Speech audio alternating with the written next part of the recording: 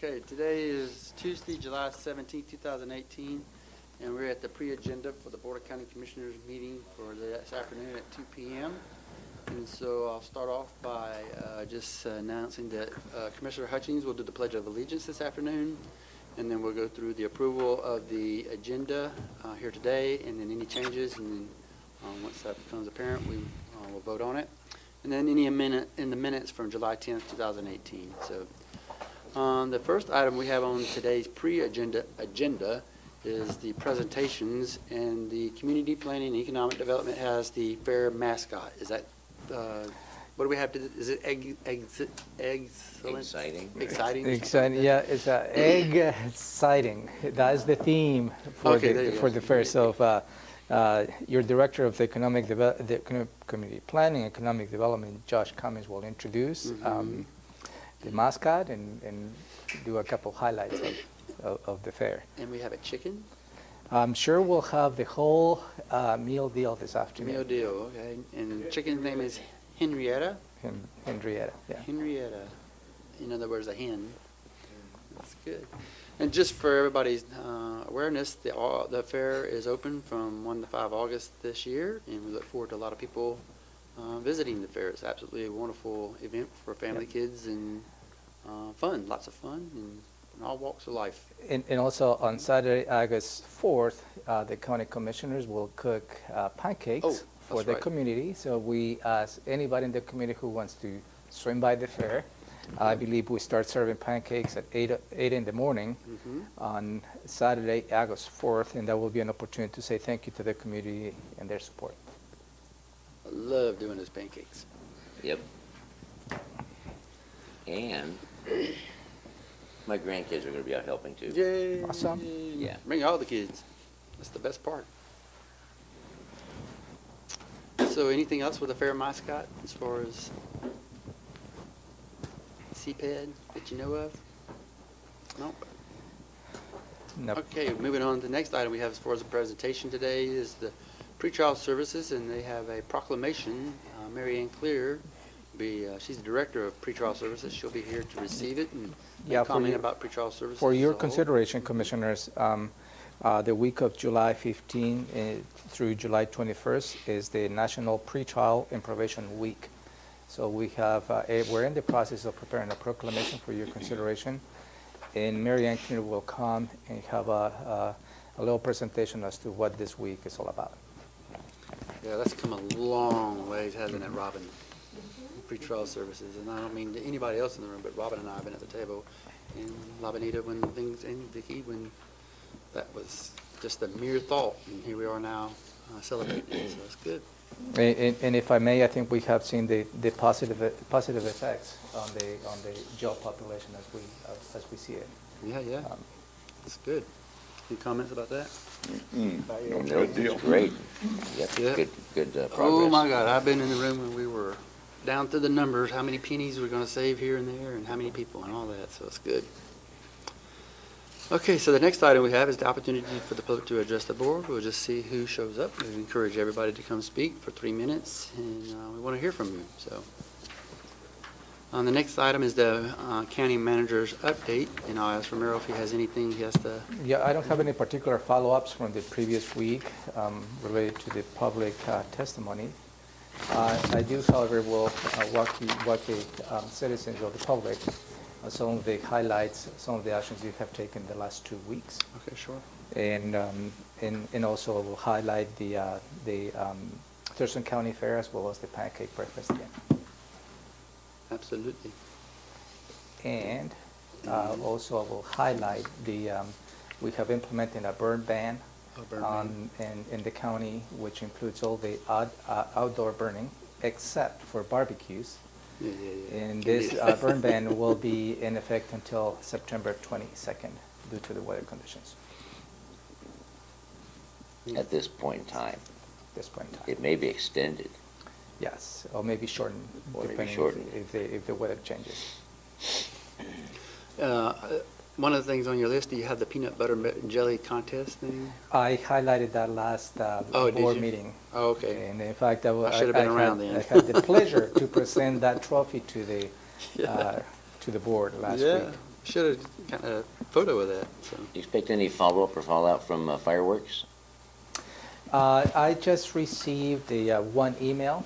But I didn't receive any more than that. Okay. Encouraging the board to implement a full ban on the sale of fireworks. I responded accordingly, stating that at this point the board has no intention to implement a ban on sales of legal fireworks. All right, thank you. All righty, that's anything? No. Anything else? Let's move on to the consent items. We have consent items A through D. And the first one is the prosecuting attorney resolution establishing position to administrative assistant number 2. Yeah, this is to create a new position on the prosecuting attorney's office. To give you a little bit of background, this is related to the Thurston County Narcotics Task Force. Oh, great. And as you may know, we have a local agreement with all the cities, and the city of Lacey is the one who has the fiduciary responsibility for this task force. Each jurisdiction contributes to this force. So the city of Lacey has requested the county, particularly the sheriff's office, to take the fiduciary responsibilities of this program, which we're in the process of doing so. How this position relates to that, there is a long-term employee, City of Lacey employee, who has been working on this force for 27 years. And the intent is to bring her and continue to provide the support here in the county when we take the fiduciary responsibilities. So this position is, the creation is to allow us to do that and have a smooth transition of this request. So that's going to be the same person? It's going to be the same person? Okay. Any comments, questions? No? Okay. Item A under consent items. Item B is emergency services, approval and execution of intergovernmental EMS contract amendment number 1 for Yeah, paramedical services. this amendment is procedural. This is for the advanced life support. The current interlocal agreement ends on December 31st, 2019. This amendment extends the date of this interlocal agreement to December 31st, 2020. The intent of this amendment is to sync with the county's biennial budget. That's the only amendment before you. Sure. It's easy. Any comments on that? No. Sure. Item 3C is the Public Works. This is to execute license and indemnity agreement for Frederick R. and Deborah A. Gustafson, agreement number 18108842. Yeah, Mr. And Mrs. Gustafson has requested the county to provide a license and indemnity agreement.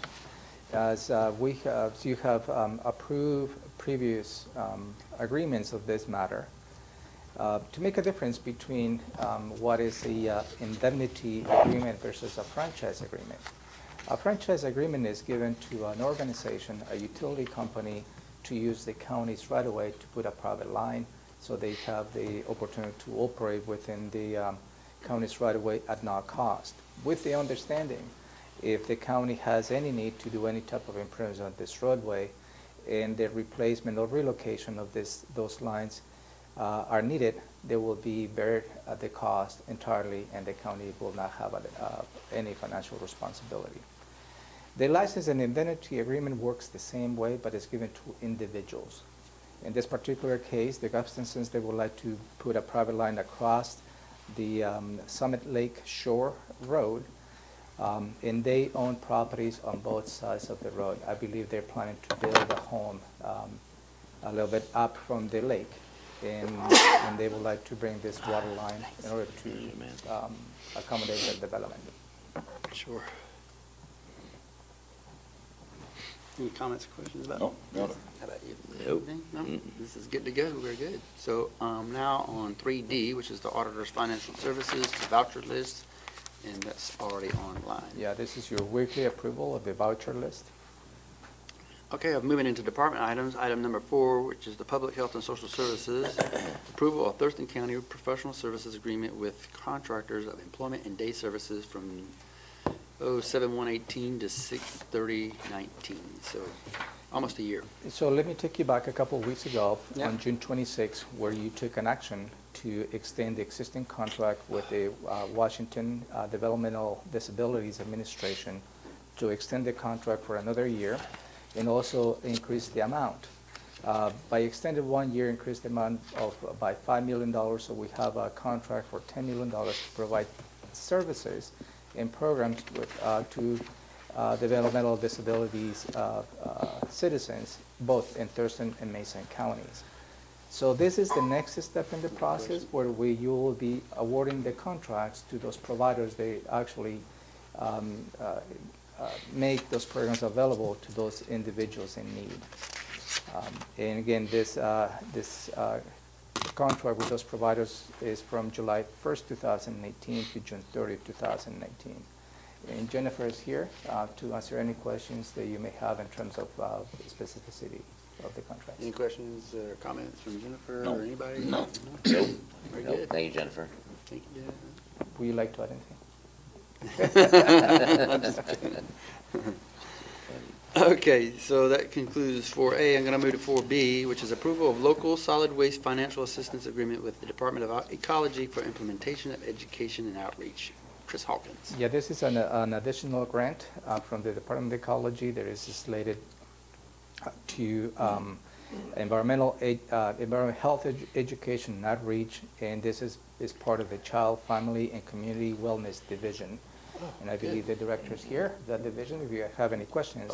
So the grant has two components. The total cost is $219,029.33, and is for the duration of July 1st, 2017 to June 30, 2019. The grant itself is $164,272 and requires a match of $54,757.33, and the local match is coming from the tipping fees of the solid waste division. That was my only question. Oh, it was coming from, money from? Yeah. Any other questions? Nope, not now. I do have a curiosity. Okay. So this is from the Child and Family Wellness. Kind of give an overview of what the grant's going to cover, just for a second? Could you come, please? I'm just curious.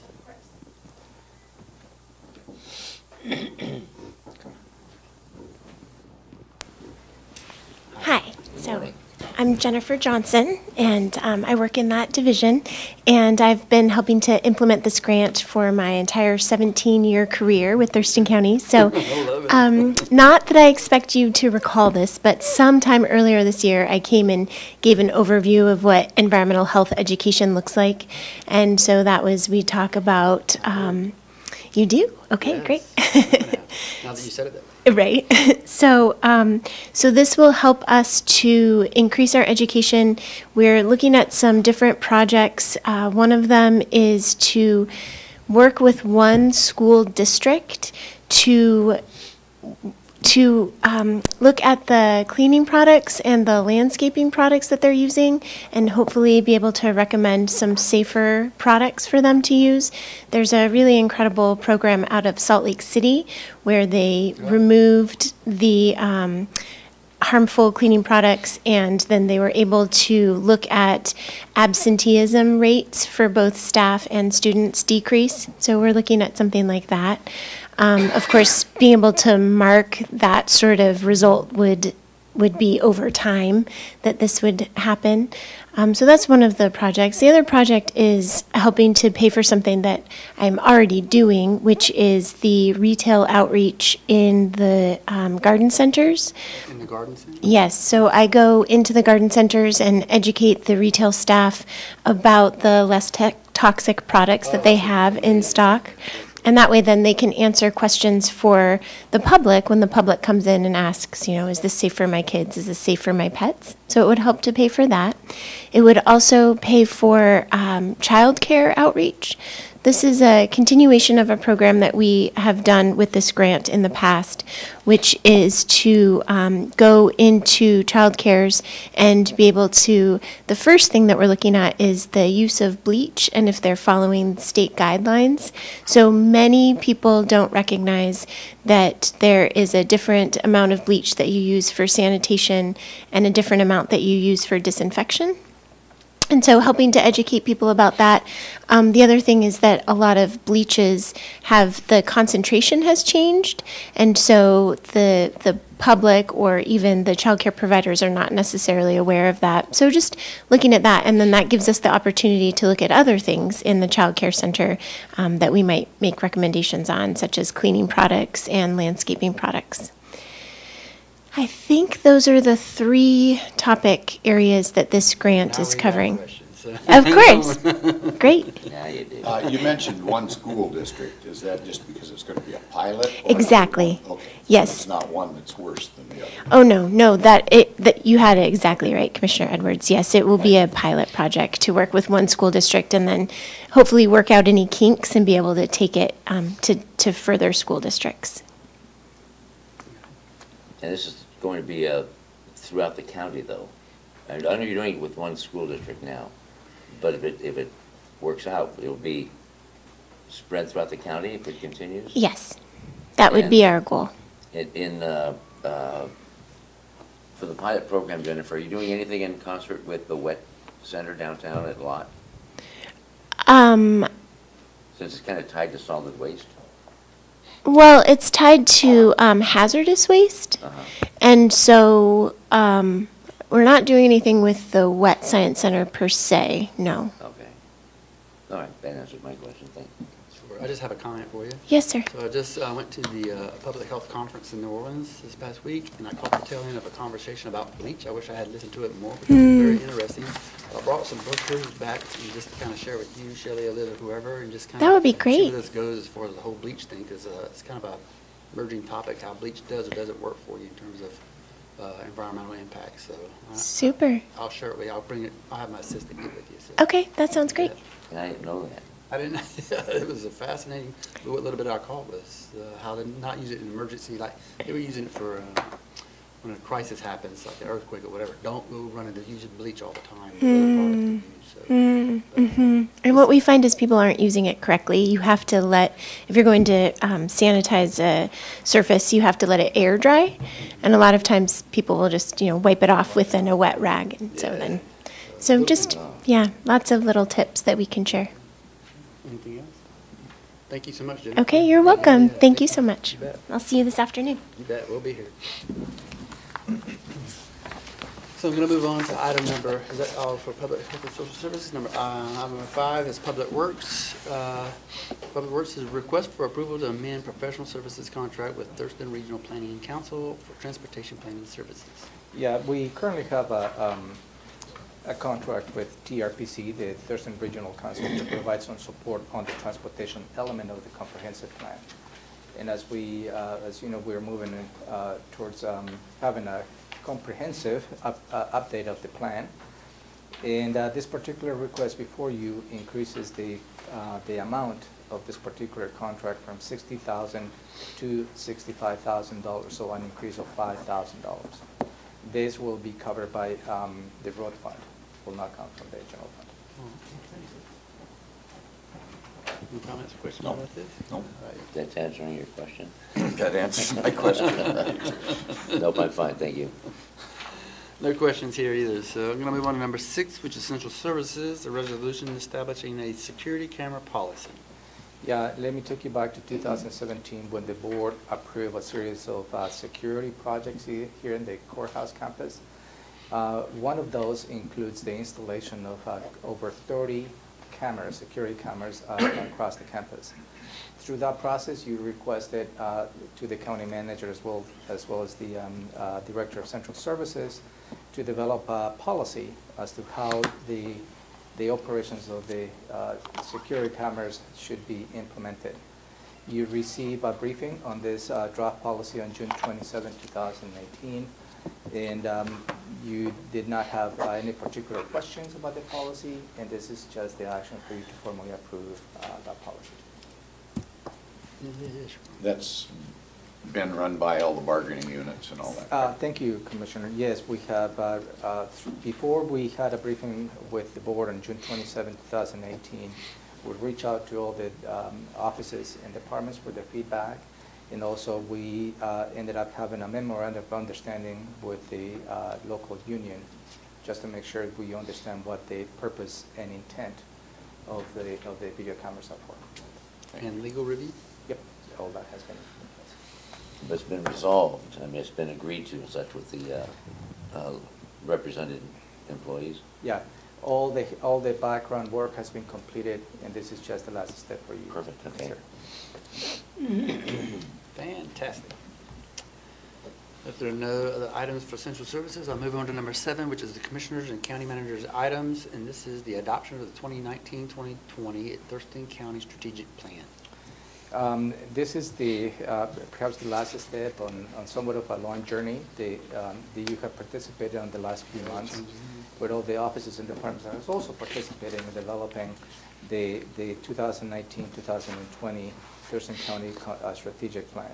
This item was for your consideration last week, and the commissioners requested for the full board to be present in order to adopt this plan. So I think this is a good step. This is a good document, and I believe the hard work begins after you consider adoption of this plan. Well, now we got to go to work. The implementation of the plan is really. We're going to pass it now, so we don't have to go to work. And this afternoon, I will provide a little bit additional background as to how we came to this place. And when was the last time a strategic plan was adopted? Do you remember? I believe the last one was When's that? back in 2014, and it was from So it's about time. 2014 to 2018. Yeah. This is a little bit different. It's a 2-year strategic plan because the approach that we have taken has to be a dynamic plan, a fluid plan. Oh, with the It's not biennium. just a document that it just sits on the shelf. Mhm. So we changed the approach in having a 2-year document. So in 2 years, we'll revisit this plan and make the necessary changes as to what we need to do and hopefully celebrate successes of some of the accomplishments at the end of 2020. All right. Any questions, Nope. comments? You got all your changes in there? Got it. How about you? All your changes? Okay, I'm done, yeah. Okey-dokey. Good. That's what it's all about. Okay, so does that complete? Oh, we do have a transportation benefit district, don't we? Okay. Mhm. And what else? That's it. So, okay, at 3:30, we'll have the transportation benefit district, and I'll turn it over to you. Yep. You'll be able to conduct it from here and then take it back. Yeah, so at 3:30, we're going to go ahead and convene the Transportation Benefit District, call the meeting to order, approve the agenda and the meeting minutes from May 15th. And then we have an opportunity for the public to address the board. And are you aware of any hot issues, whether it be transportation or construction or any issues the public might have? I have not heard anything. Okay. And then we'll have department items, agenda number 3, Public Works. There'll be a presentation regarding the draft communication plan. And is Scott going to do that, Jennifer? That is correct. Okay, so Scott will be here doing that, no Mhm. action needed. And 3B is Public Works again, presentation on the pavement preservation program by Vasile. That is correct. He is, yes. And so this is following up to, we talked about safety, innovation, kind of what overall the TBD could do, and now we're breaking down into the pavement preservation in a little bit more detail. Okay. And do they have sufficient time then built in? Oh, for their yes. Presentation? Okay, Yes. perfect. Okay, then item number 4 on the agenda, we adjourn. Questions, comments? Either of my seatmates on any of those issues? Got it. Not at this moment, but I will during the thing. Okay. Okay. Thank you. Thank you, Jennifer.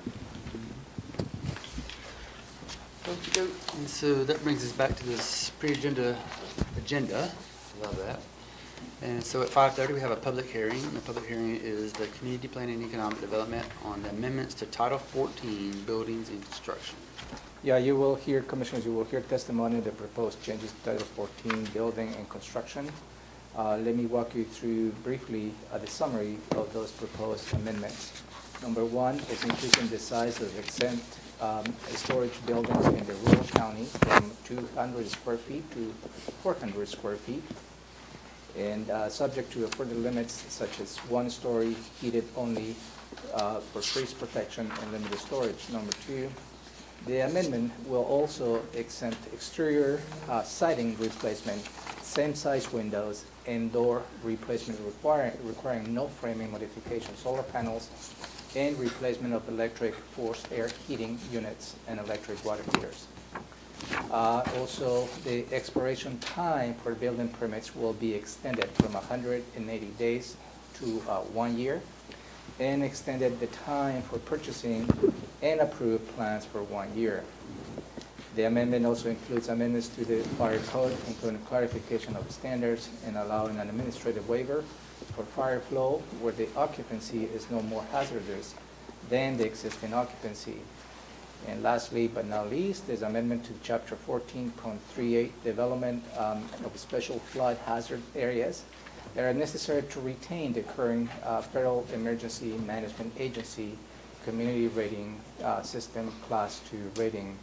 As you may be aware, that rating allows the citizens to access flood insurance at a lesser rate. Amendments include clarifying the 2 food elevation requirements on the freeboard, clarify the use of fill in the special flood hazard areas, and ensure consistency with other codes and other amendments. And Jeremy is here to answer any questions you may have. And he also be providing this afternoon a little more in detail what those amendments are planning to do. And you have, for your consideration, 2 actions this afternoon. One is to close the public hearing, and the other one, depending on the public testimony that you may receive, either you may consider going ahead and approve the amendments this afternoon, or also you can defer that to a later date based on the public testimony. All right, any questions? No, I think Jeremy will cover everything this afternoon that we might have concerns on. Yeah. Okay. Here's the agenda portion of the July 17th. And the next thing I have is the draft agenda for July 24th. Is that where we're going to? Commissioners, not here yet. this is the time of the year where we don't have any items for next Oh. week's agenda. What time of the year? Is it like Christmas or something? Well, there's, staff is taking some time off during the summer months, so, and there's always this time of the year that we don't have much of agenda items. What we have done is bring in, I think it was one item that we put it on today's agenda. And for your consideration, I will request for you to cancel next week's board meeting. And instead of having the board meeting, I will recommend for you to have a budget work session in the afternoon. Let's see, hang on a second. I'm going backwards to the public hearing for amendment to Title 14. I'm looking at the attachment. It says at the bottom, public notice, that we did a press release on June 29th, email notification to interested parties. But it also says we published a notice in the Olympian on July 27th, 2018. And we're not quite there yet.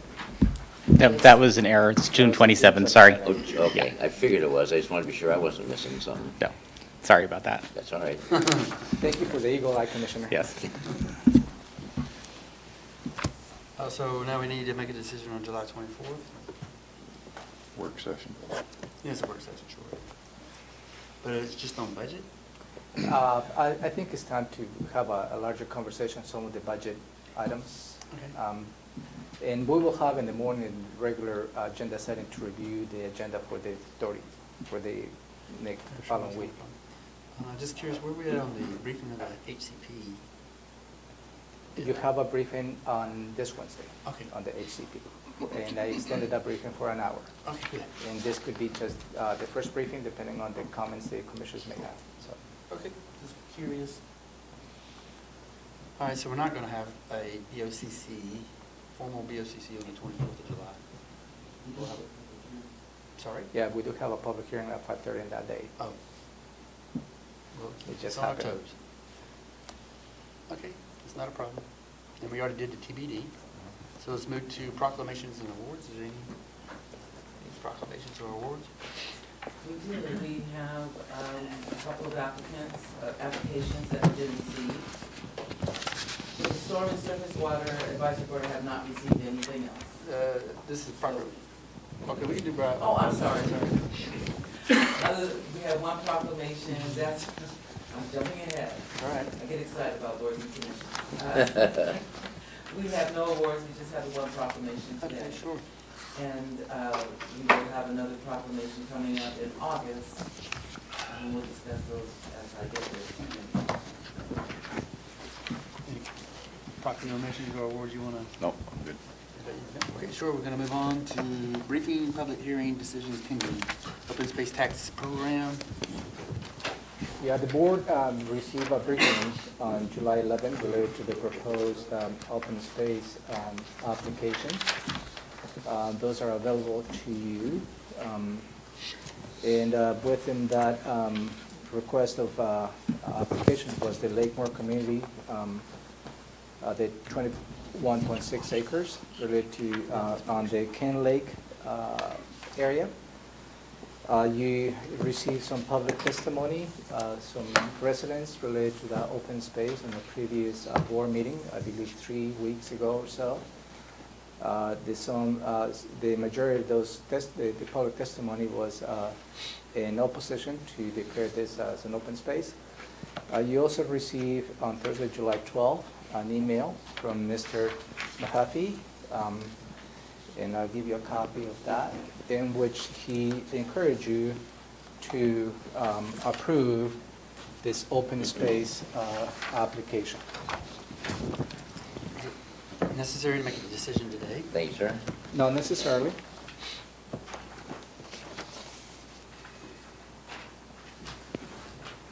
Copy.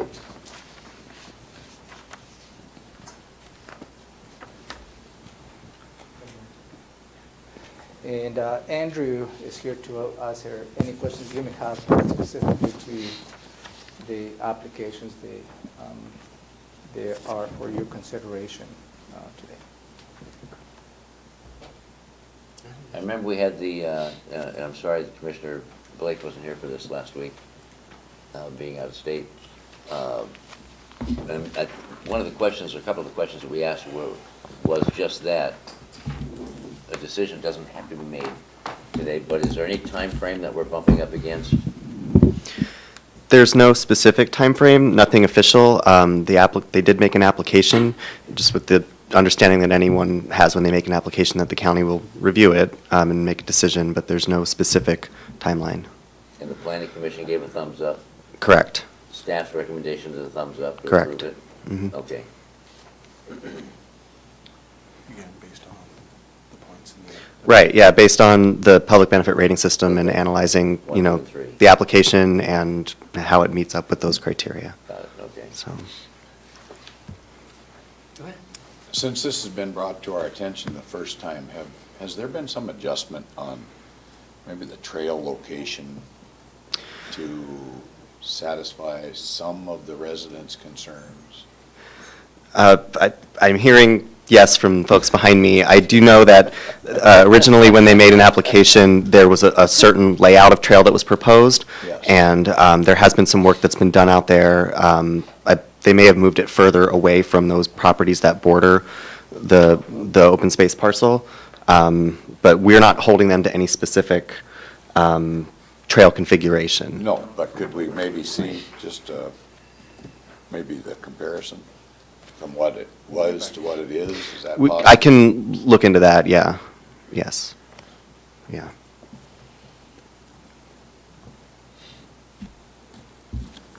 I received a comment, okay? I received an email from an involved party out there, and it was suggested that people that were concerned that their property butted up against this open space, they could put barbed wire on top of their fence. And I understand City of Olympia prohibits barbed wire, but I imagine the county does. But I would think would allow barbed wire. And I don't think it's a viable option, but I think the fencing would be within the city limits. I don't know. But just in case someone was misunderstood, that, well, I'll just put a razor wire or barbed wire. City of Olympia doesn't allow that by code. They need to check into that. I think we would, because we have farmlands and such, and they use barbed wire all the time. Mm-hmm. But just a point of clarification, I wouldn't recommend anybody do that. Yeah, the residential lots themselves are in the city of Olympia jurisdiction, Yeah. right? I just don't want anybody to run afoul Mhm. of codes in the city. Alrighty, I don't know where we're at on this folder of everything. So- I'm not prepared to vote today. Yeah, and that's quite all right.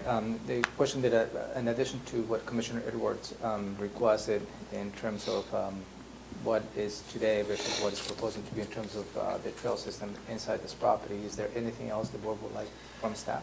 I don't know, I gotta get my assistant and see Okay. what she's got for me. I know she's got some additional information, but I hadn't been able to review it yet. Okay, so I will bring this matter again maybe Is that all right? in a week or two. Yeah, I'm ready, but I'll wait. Is that all right? Yeah. Yeah, that's fine. I mean, Okay, yeah. thanks. Okay, good. Sorry about that. Oh, okay. We're good. In the meantime, we'll see the map of the proposed, Yeah, what yeah, was yeah. the proposed change in the Yeah. trail. That Do we want, doesn't- I can that put doesn't that in impact official my record. Well, decision. it does kind of with me, because that was a concern with the community, and apparently somebody's trying to mitigate any adverse effects, and that's what I'm interested in. All right.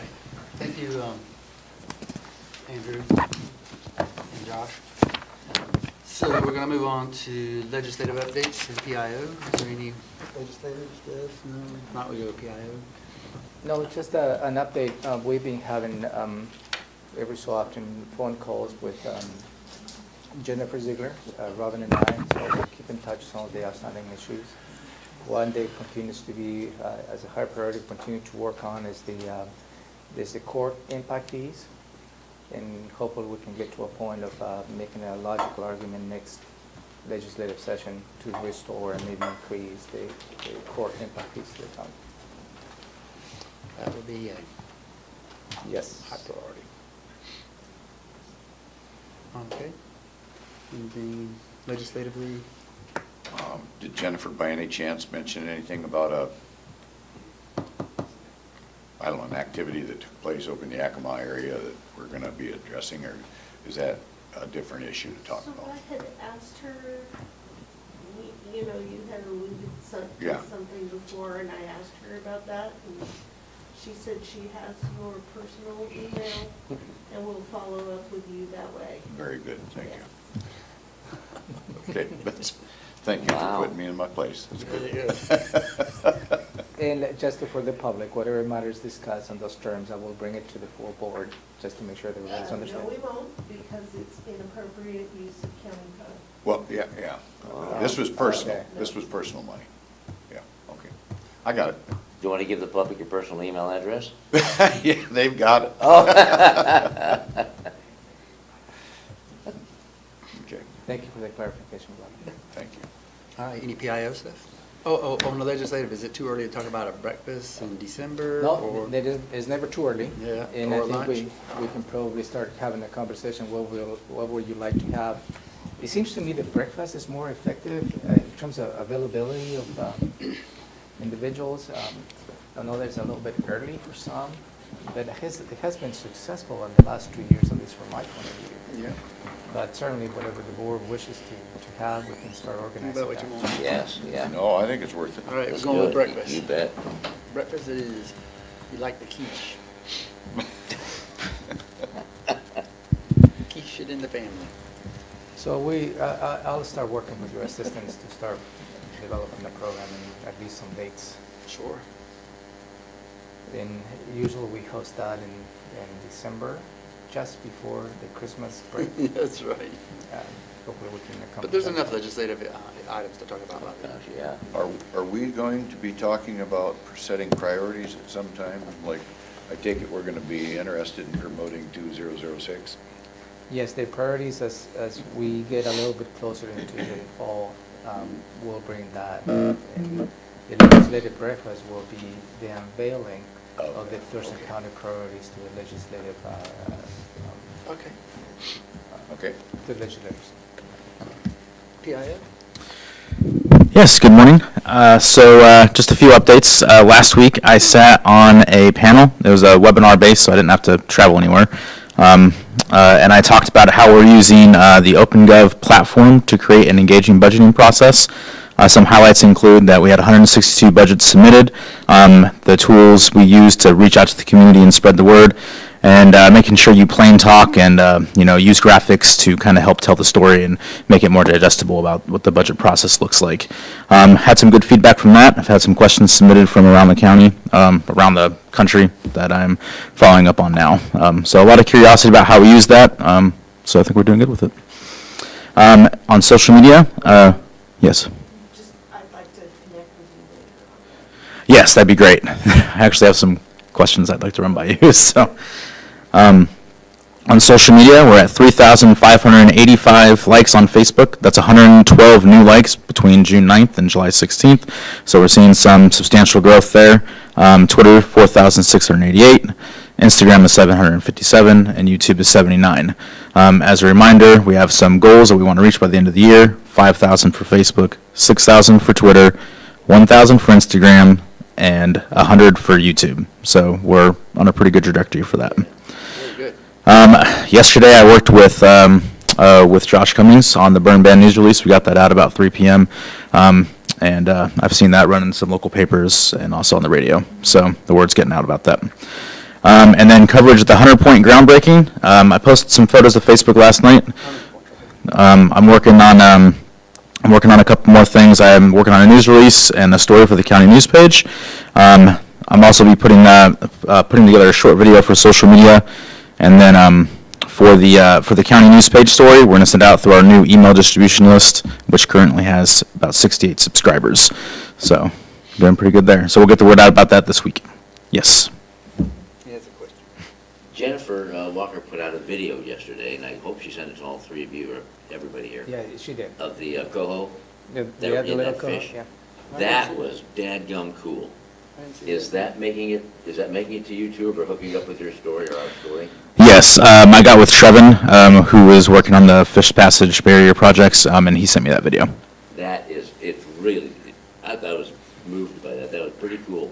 Those little fingerlings just kind of running around, waiting for stuff to get open so they can do stuff. But also the video also pan into the outfall of the culvert. Yes. So you see the small fish swimming, and the challenge they have gone upstream, yeah. which is that is the And the purpose fish of can't get up there. resolving They're stuck. that issue. I tell you, Like- yes. That was very telling. like a little After train. seeing it in person yesterday and then seeing the video, was very cool. So I want to make sure you got that. We got 4 Yeah. more to go. How big was that culvert? That culvert was 24-inch, but it's going to be an 8-foot bridge. Couldn't put a ramp up to the culvert for the fish to swim up, Well, and in fact, there is a ramp, is there? but that's not the way to help the fish. Yeah. Okay. Too challenging. But if I may, as you participated on the groundbreaking ceremony yesterday in this particular location, it was this, a local road, 2-lane road. They really didn't have any transportation needs per se.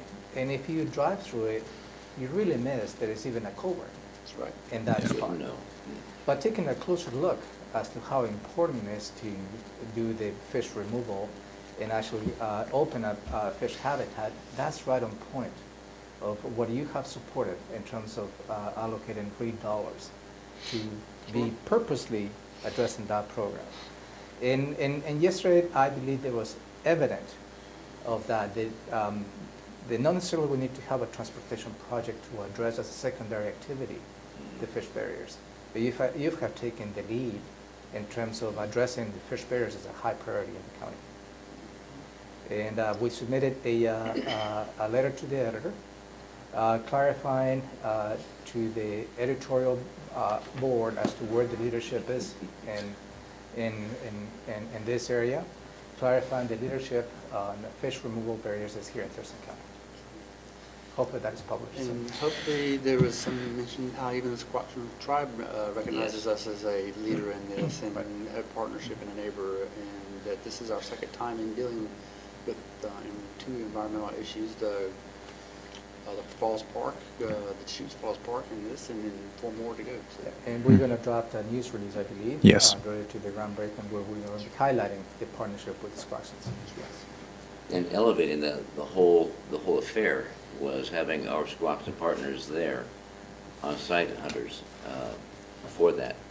And even the tribal blessing and having the chairman there was Oh, it just elevates it. I mean, it's Yeah. just so, it is so meaningful, yeah. Even the nearby residents, they were very appreciative of the actions they would take because they're the ones Yeah. who see those challenges. That was a high yesterday, that was good. October, it'll be a whole different thing, huh? Yeah, hopefully we can organize in October a ribbon cutting, and that will be very telling to see the before and after. Yeah, yeah. Yeah. That will be fabulous. You'll be able to see it from the Yeah. bridge. Yeah. All righty. Yeah, I haven't seen that letter to the editor yet. I was hoping it would get published this weekend, but it didn't. But I was assured that it will be getting published sometime this week. So once that's out, I'll be sure to send you guys a link. Oh, thank you. But they've only had it a few weeks. That's understandable. All right, finally, I'm working on our second issue of our external quarterly newsletter called County Up Close. This is an external newsletter, and this issue will be highlighting the fair, pancake breakfast, the 100-point groundbreaking, and voter registration. And I'm also working on fair promotion and pancake breakfast promotion. We already created an event on Facebook that's had some pretty good reception, and I'll be doing some other activities too to get the word out about that. Anything, CIO? And we're doing pancakes and kimchi. Kimchi, yes, that's right. at the same Kimchi time. pancakes. No? Marvelous. Seafood pancake. That will be your own recipe, Commissioner? I may try it. All righty. Seafood one didn't work last year No, no, so well. seafood mocha didn't work, so. Okay. Thank you, Brian. Okay, so moving into the commissioner's items, and Shelley, I gotta ask you, is there anything on here that you're sitting there as a director? Okay, because you're gonna move to Josh, he has about 4 or 5 items, I wanna make sure. So, let's start with the beginning, not Wish and Wildlife, but Fish and Wildlife, land acquisition discussion. Yeah, and this is a follow-up to the conversation that you had last week with representatives from the Washington Fish and Wildlife related to a land acquisition nearby the town of Tenino. And attached for your consideration is the initial letter. It was, I believe, a great conversation in terms of how the county could partner with this particular purchase to take advantage of this prime pocket gopher habitat. And the conversation was such that we're going to be, for your consideration, sending a letter of support of this acquisition. So what it was not, whether we didn't have the time or not, we didn't get to the point of addressing the second acquisition they're planning to do, and it's included in your packet. Oh, okay, good. And this is related to the Oregon spotted frog conservation. And if I can guide you through this packet, this is attached to your briefing. And on page, they have starts with the Oregon spotted frog conservation. But, Keep yes, flipping. Keep going, Commissioner, keep going back. there's the froggy. All righty. So there are 2 properties See you spotted? located on this map. They also would like to purchase, and they would like the support from the commissioners. Okay. So also, as you may remember, the ACP they were currently drafting includes the Oregon spotted frog as part of the species that we need to mitigate. So we have drafted a letter for your consideration that I will be sending on your behalf. They will address both in terms of how we like to have a partnership, not just on the acquisitions for the pocket gopher on the area near Tenino, but also on those 2 properties as well. And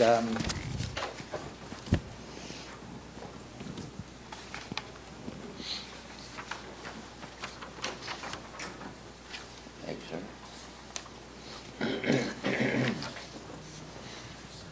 What's wrong, Josh? You all right? I'm great. Okay.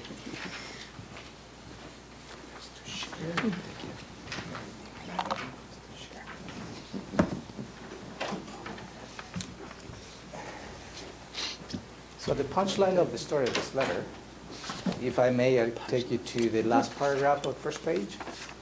That is where we are really asking for the partnership to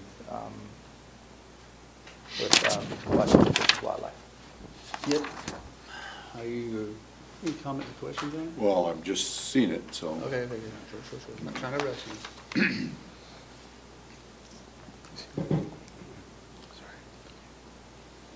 And we also had a confirmation that perhaps the deadline in which they needed this letter has been slated to the end of the month. Okay, good. So we still have time.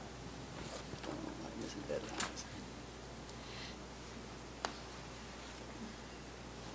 I think they're a Jane.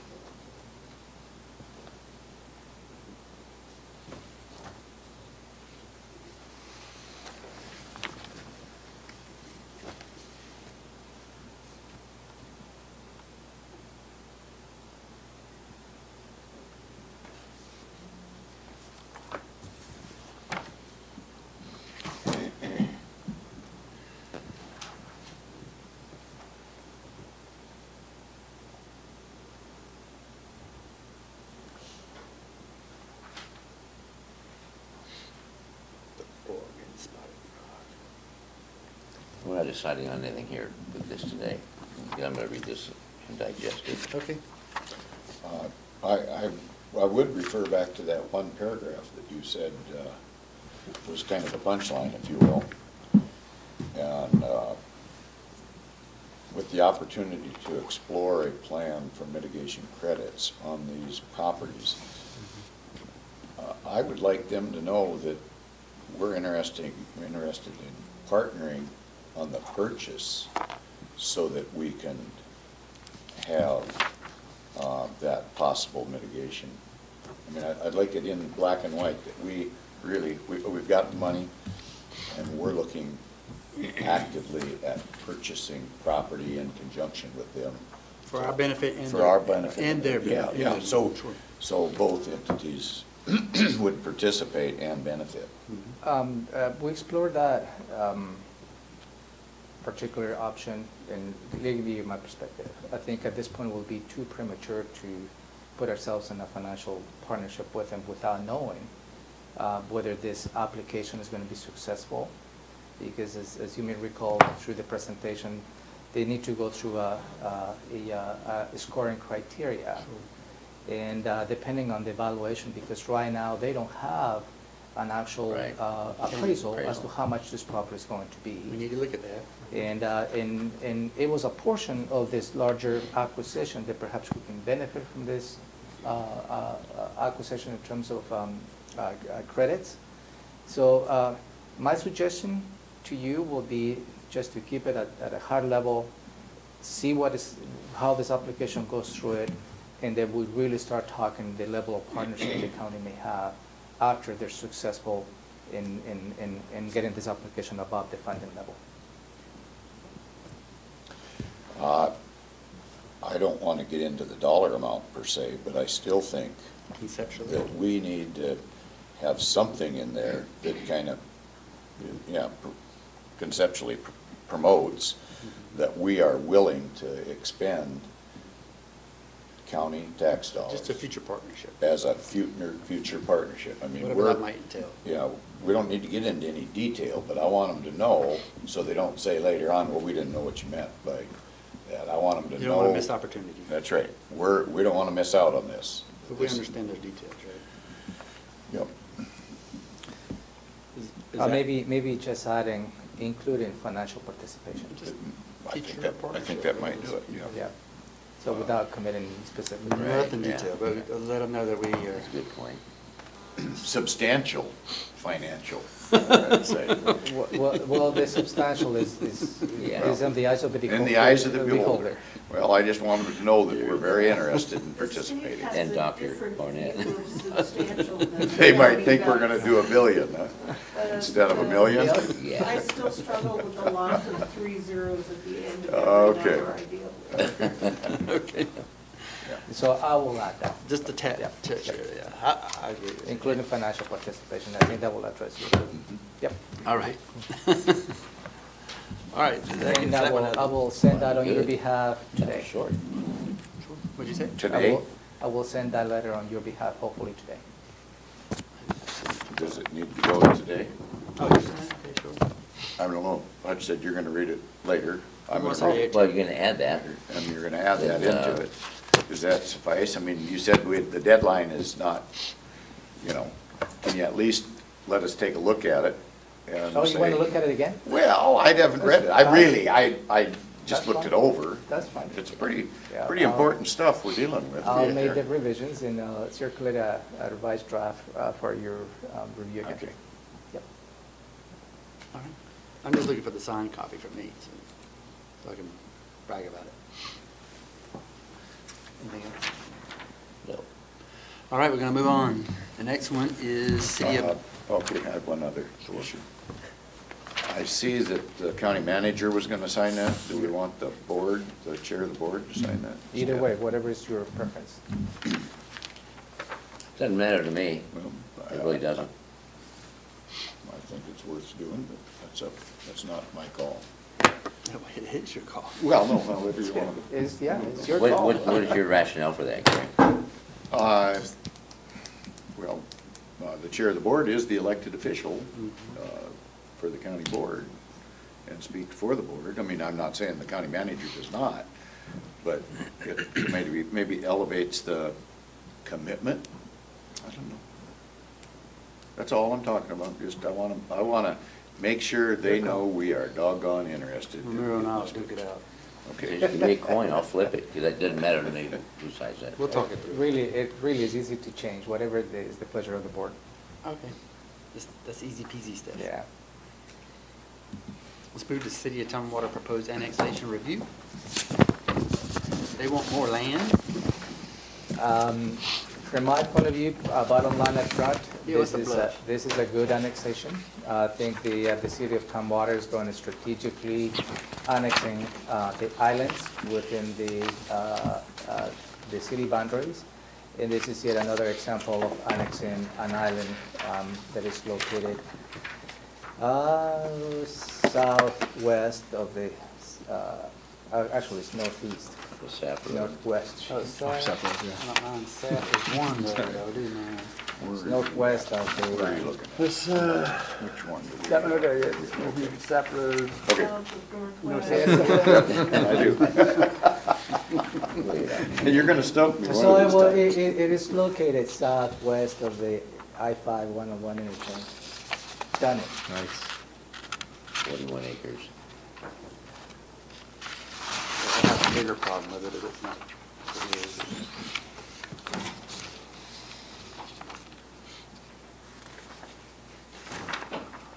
And those, the annexation is a zone residential sensitive resource to the 4 acres.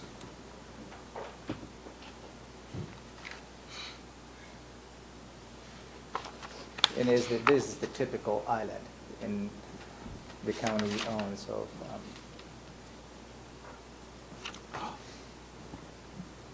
Yeah. Who's requesting this? The city of Tumwater. The city, what do the property owners say? Yeah, because there's 2 or 3 of them I see on there. So Joshua Cummings, the Director of CPED, Community Planning and Economic Development. I had a chance to consult with staff on this annexation. We've reviewed the record that Tumwater has provided in terms of the public comment and the City Council's conversations. We are reaching out to the city to receive more information, but we haven't seen any major concerns from the citizens affected at this time. But we are doing a little more research on that part of it. But again, back to the conversation about this being an island, this is one of those classic annexations that I think that we've directed the municipalities to engage in or requested.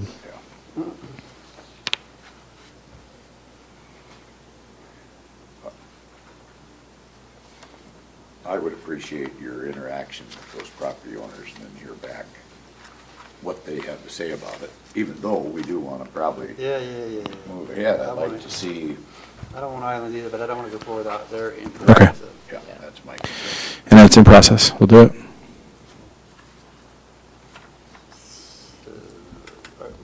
They've all been notified of this, I'm sure that it's pending, right? Yes. Yep. They're all on sewer, water sewer for Tumwater, Yes. Oh, that's pretty and their fees. already. And that was. The city already provides full detail. Are there quite a few residences in there right now? Households. Yeah, I mean, you just don't know the Yeah, answer that's a to good that at this question. point. Those are big parcels, big parcels. Okay, so is this just for review right now and then make a Yeah, decision later? just to bring to your attention. Okay. Interacting, we're trying to get rid of islands, but we want to make sure everybody's involved, so. Okay, moving on to number 3, under the Commissioner's check-in items. Number 3 is the final plat approval, delegation of authority. The proposal before you is the honoring a request from our commissioner to bring this to your consideration. Oh. And that was Commissioner Edwards, to prepare a resolution to delegate the signing of the final plat to the county manager. I have worked with Elizabeth, and as you may know, prior to the 2018 legislature, you couldn't delegate that authority to administratively. But this year, Senate Bill 5674 changed that. And really that is the gist of this resolution. So it's not an ordinance delegating that authority to the county manager. So who was doing it in the past? In the past was the chair of the board. And how many times have we done it as far as the chair of the board, no matter me or whoever, doing final plat approvals? So I think the board have seen probably really a handful on a yearly basis. And Oh, is it that big plastic Yep. thing? that- Oh, good grief. Sign that thing. That's good. I know what you're talking about. that's the final plat, yeah. The It's plastic. all those plat Yeah, approvals. yeah, yeah. It has to have the special pen with it. Yeah, and yeah, everything. yeah. So The ci- I think I'm sorry, go ahead. No, the city managers have been able to do this. Yeah, haven't they? and the gist of this is really even early in the year was a request from the Master Builders Association on the, Sure. because as soon as this legislation passed, I think they saw an opportunity to reduce the time in which the final plat approval can go through it. Going through preparation of an AIS and everything else, it takes time, to get to your attention. So with this, we'll eliminate, I see what you're saying. we'll eliminate that Okay. time, Okay. and we can expedite the process of signing the. All right, preliminary let's do plans. it then. Do you have any No, objections? no, I'm ready. That's We good. have to have That's public very hearing. good. So with your concurrence, then I will, since this is changes of county code, Code. we need to set a public hearing. All So right. you will see an AIS coming up in 2 weeks to set the public hearing for you to hear testimony on this. All righty. Well, it's 10 o'clock. Do you want a break or do you want to push through? I normally take a Well, break. I consider myself more of a staff. Yeah, whatever staff wants to. We're going to push through. I only got 2 more items. Yeah, we can go on quite a while on that. I know, but actually, I need a break. Okay, well, then we're in no hurry. Sure, can we take a break? Yeah, I need to go take care of something real quick. So we're going to take a 10-minute break, so it's 10:15. Sorry about the back and forth.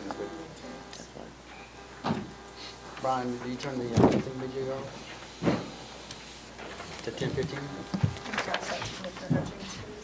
Oh, my gosh. Everything. Whereas.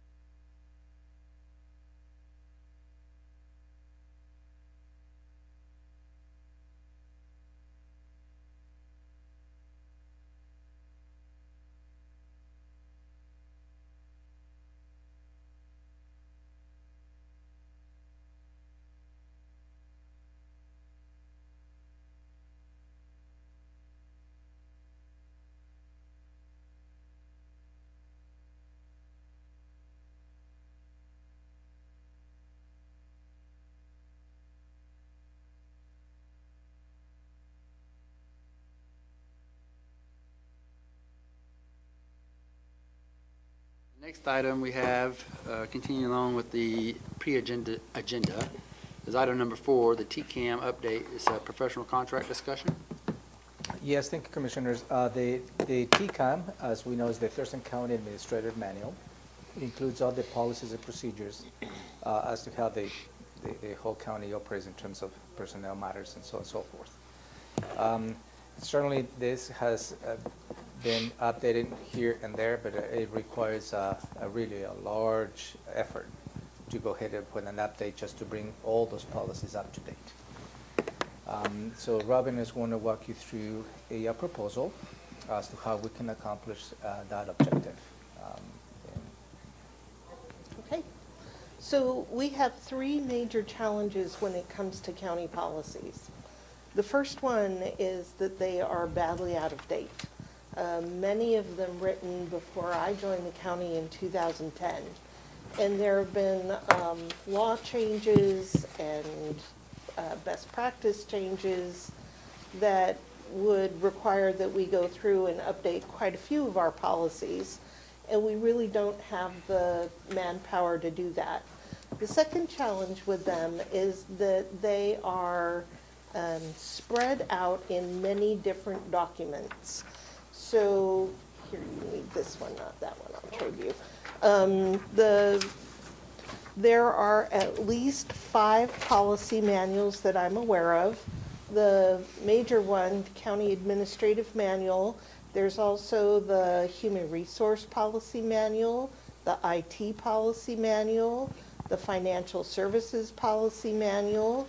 We have a Debt and Finance Policy Manual that's very hard to find. Oh my God. Well, I've had to go through them many times, and because there are so many manuals, people don't know where to look for guidance on what they should and shouldn't be doing in the county. So what we're proposing, the third major problem is the time it takes to update the policies. It's an intensive process to rewrite them, get them through risk and legal, a broader county-wide review, and we really don't have the manpower to do it. So our proposal is twofold. First, we believe that we should take all of these policies and create one single manual. And one example of that is the state manual. The state has the accounting and administrative manual. It's called the SAM. It's one place where every state employee knows that they should look for what are our finance policies, what are our HR policies. They're all encompassed in a single comprehensive manual, and that's a very good thing. The second part of our proposal is that we hire a consultant to help us.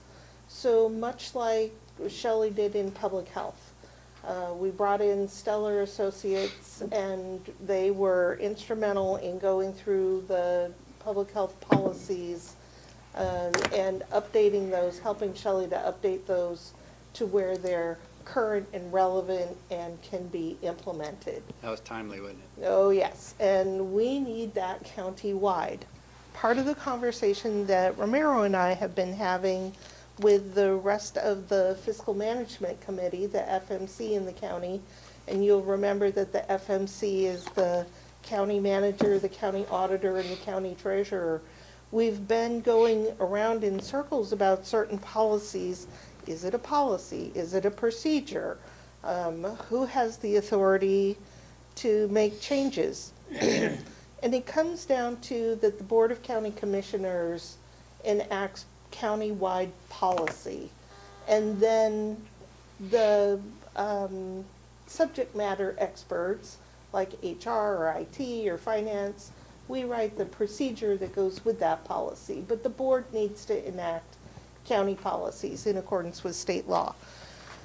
So we have a proposal here. The FMC took the step to ask Stellar Associates. They'd done such an amazing job with public health that we asked them, could you do that for the county, and what would that look like, and how much would it cost? So what you have in front of you here is the Stellar proposal. And at first we were just looking for some high-level information.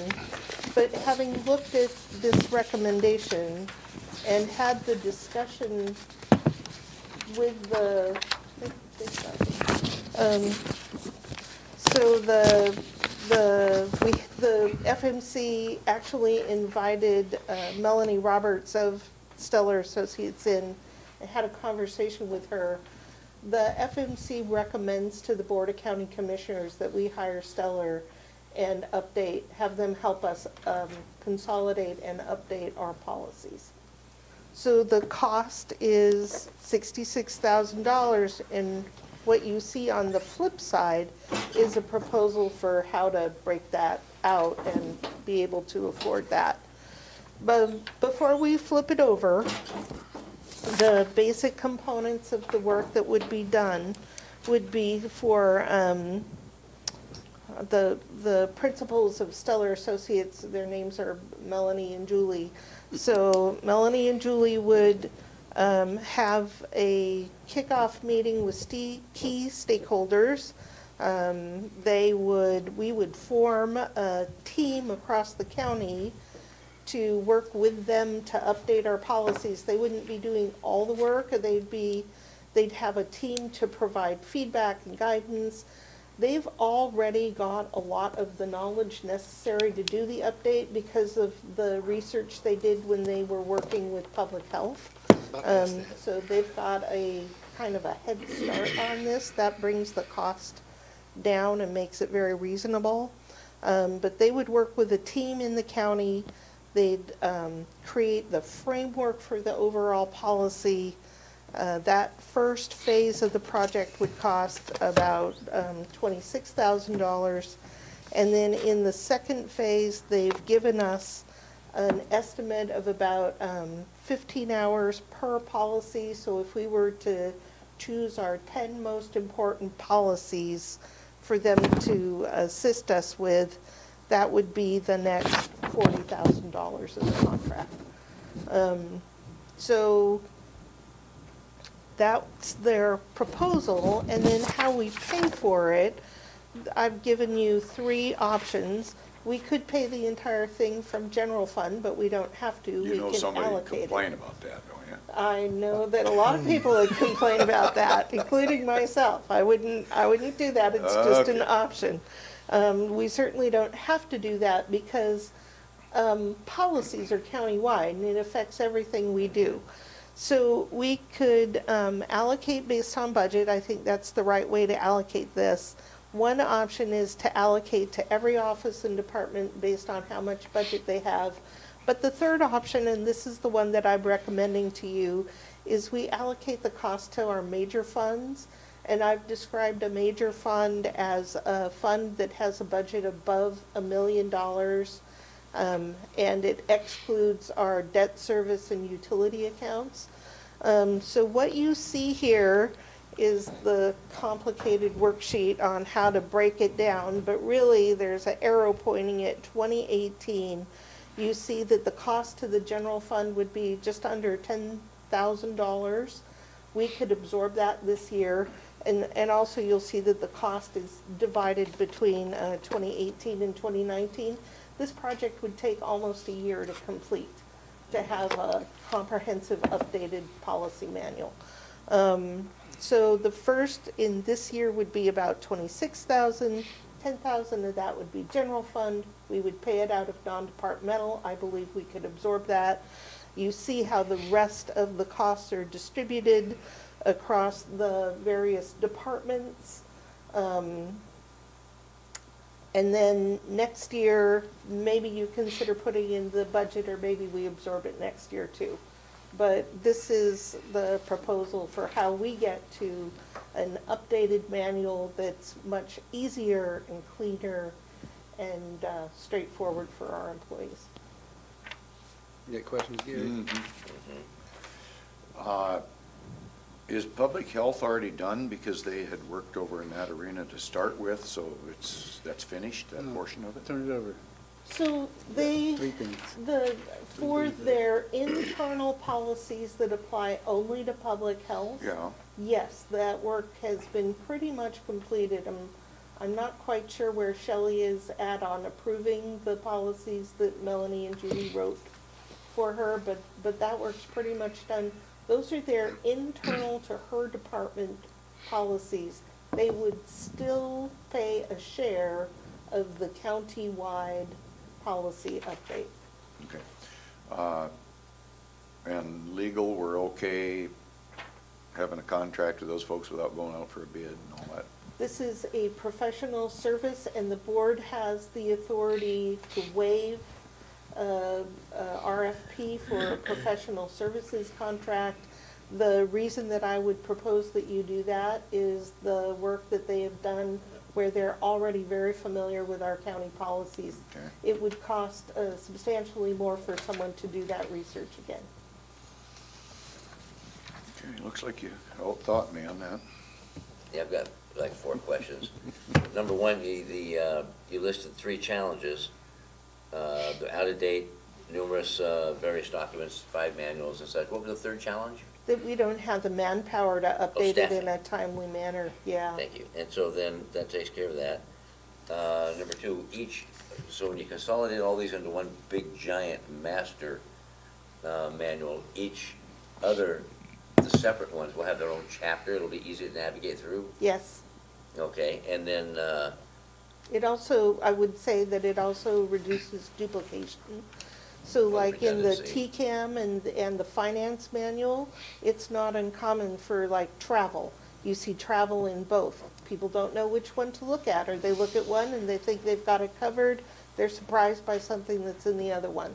So, okay, and that's a great thing, get rid of all that yeah, it's the confusion. redundancy, yeah, Yep. confusion. Number 3, for ongoing updates, is it a software package we're also getting?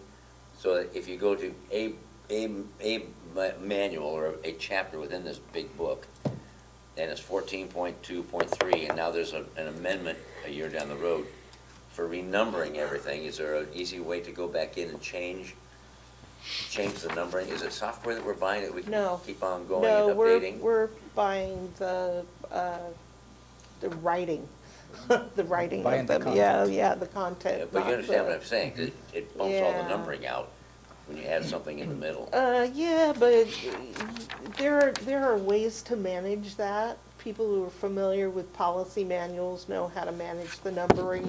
You put in a 3.2 or a point or an ABC or, but no, we're not buying software Okay, here. and that would be the policy manual, but any directives or procedural stuff is separate from that? No, it would all be a single document, so people don't have to look somewhere else for So the guidance. here's the it's- policy and here's it's the how-to. policy, yeah, the policy and the procedure together. All right, and the final question was, I was thinking it would be like 18 months, but you have the ETA about a year. Yeah. Okay. All right, thank you. How do other jurisdictions deal with this? And does the Association of Counties have kind of a template that they recommend, because maybe through the risk pool or something, as to how you do business? So I don't know about WASAC, but I know that MRSC has best practices in policies. MRS. The municipal, Research. research and Research service. Don't they kind of corporations. oversee that through the Association of Counties? No, every county is responsible for writing their own unless you contract with WASAC to be your administrative arm. There is that option in law, you can contract with WASAC, but really, we want a consultant who is expert at policies, and this group is. If we were to do this, would we have any type of issue with sharing that, at least the basic format with the Association of Counties? If we come up with best standards and the best policies and procedures, No, we could I mean- share them, they're public documents. and they don't become the right of the contractor or anything? Oh, no, This is ours. This is Yeah. the county's. That's what we Part of get. the, part of the Well- county contract is any work product belongs to us. I guess what I was looking at is if we're gonna do something super duper, maybe they'd kick some money in. That's where I was going, I Yeah, don't know. somehow I don't think so. You don't think they will? And even if we're gonna give them a super product to refer to as a template from now on? No, No, MRSC posts best Creative. practices from around the state, so. okay, good enough. But thank you for asking, Commissioner. You know, even running it by Tammy so that at least those folks will know we're trying to do the best job we can in all areas of government. Right. You know, it doesn't hurt us to at least let people know that we're trying to do good. Right. Oh, we can share with whoever you would like. A couple things here. I see commissioners through community CPED listed here. And so any feedback as far as the impacts, either dollar-wise or time-wise on this proposals for us? From our directors? Yeah. Yes, we talked to this, about this project to our directors, and they can't wait for it to be completed. Our directors are extremely It'd be beneficial for their supportive, whole and those thing. of them who are familiar with the state SAM manual are extremely excited to have something like it. Okay, I don't see HR on there, but I know there were some policy changes that they were looking to do. I don't know if it's internal, like Shelley's, or I'll say So you don't THS's. see, Mhm. of our departments, you don't see HR, emergency services, or you've got the Medic one. medic one side of it, but you also don't Emergency see public management. defense. And it's because they are all general fund. So we would cover their share in non-departmental, just like we are the elected officials. Alrighty, and so, okay, the other two more questions, sorry. So, all this hypothetically goes forward, we're done, there's a, is there a training program for supervisors or directors to make sure that all this is captured, not just We on would paper, and how incorporate, that'd be yep. implemented? We would incorporate it, we could run a class both in the supervisor training, but it's even more important, it would be part of new employee orientation. Oh, yeah, okay, good. So we could, the first time we're through it, and does she talk about, I know that part of the training, see, phase 2 includes a training plan. So part of the completion of this contract would be to have the training plan and execute that countywide. So when it first comes out, but we would incorporate into ongoing training for our supervisors and new employees. I think that's almost mandatory, because without the Right. training portion, or the implementation portion. So our new employee orientation now alludes to policies, but that needs to be more robust. So when you say new employees, I know there's others from that hire on to be part of the elected offices. Is there a take on this as far as from independent elected officials?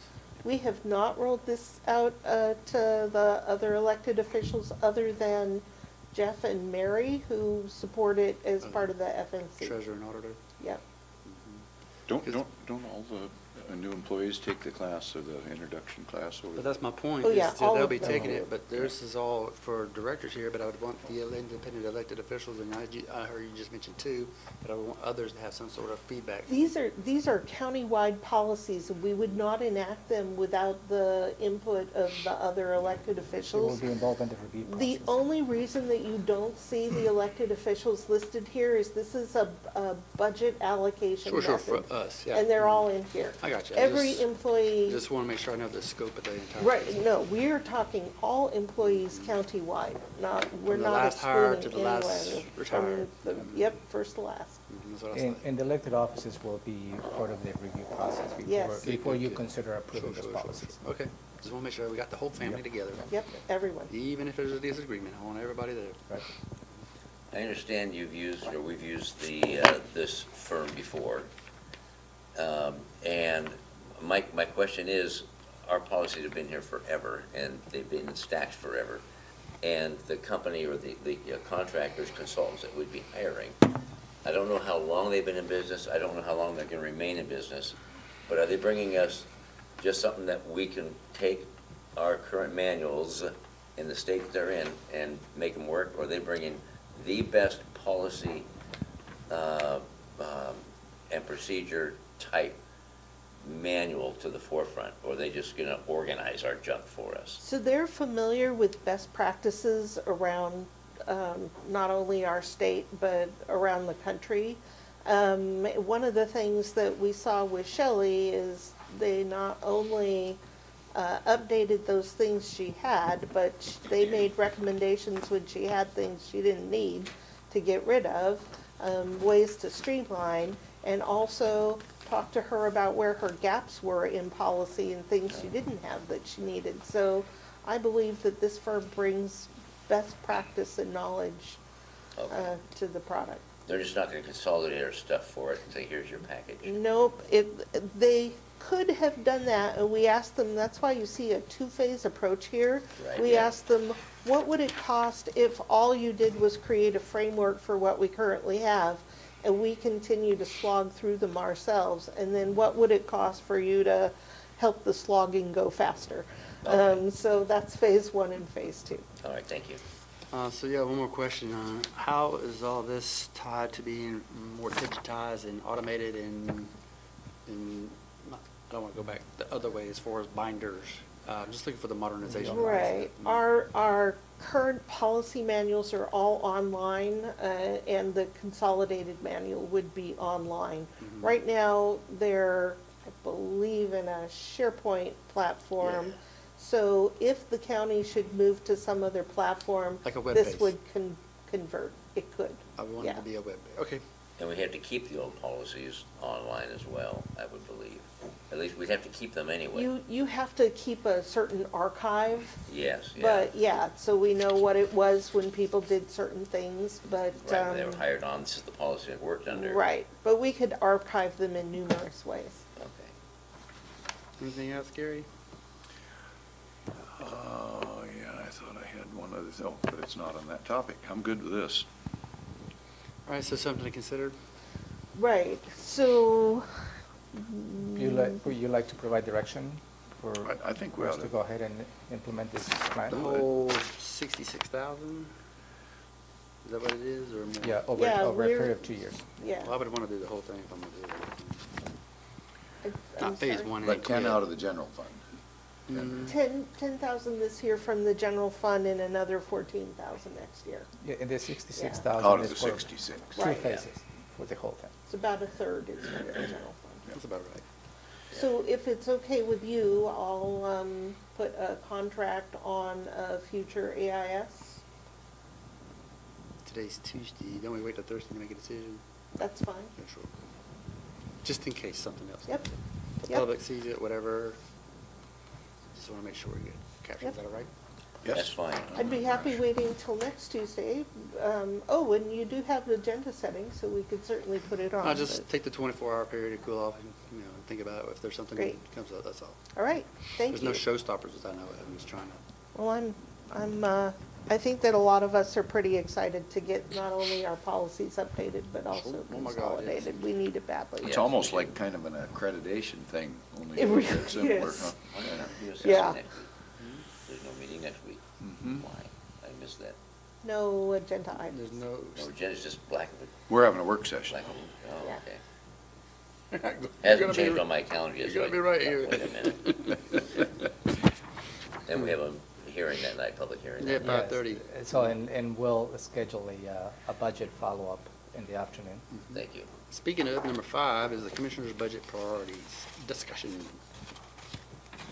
So I'd like to start having the conversation with board as to what is it your priorities getting into 2019-2020 budget.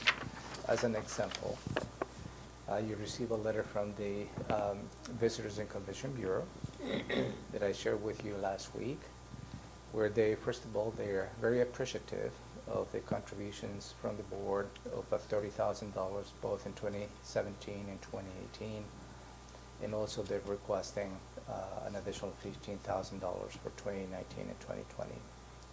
You also have contributed to the Economic Development Council $50,000 both in 2017 and 2018. That is something that you would like, whether you would like to continue with that support.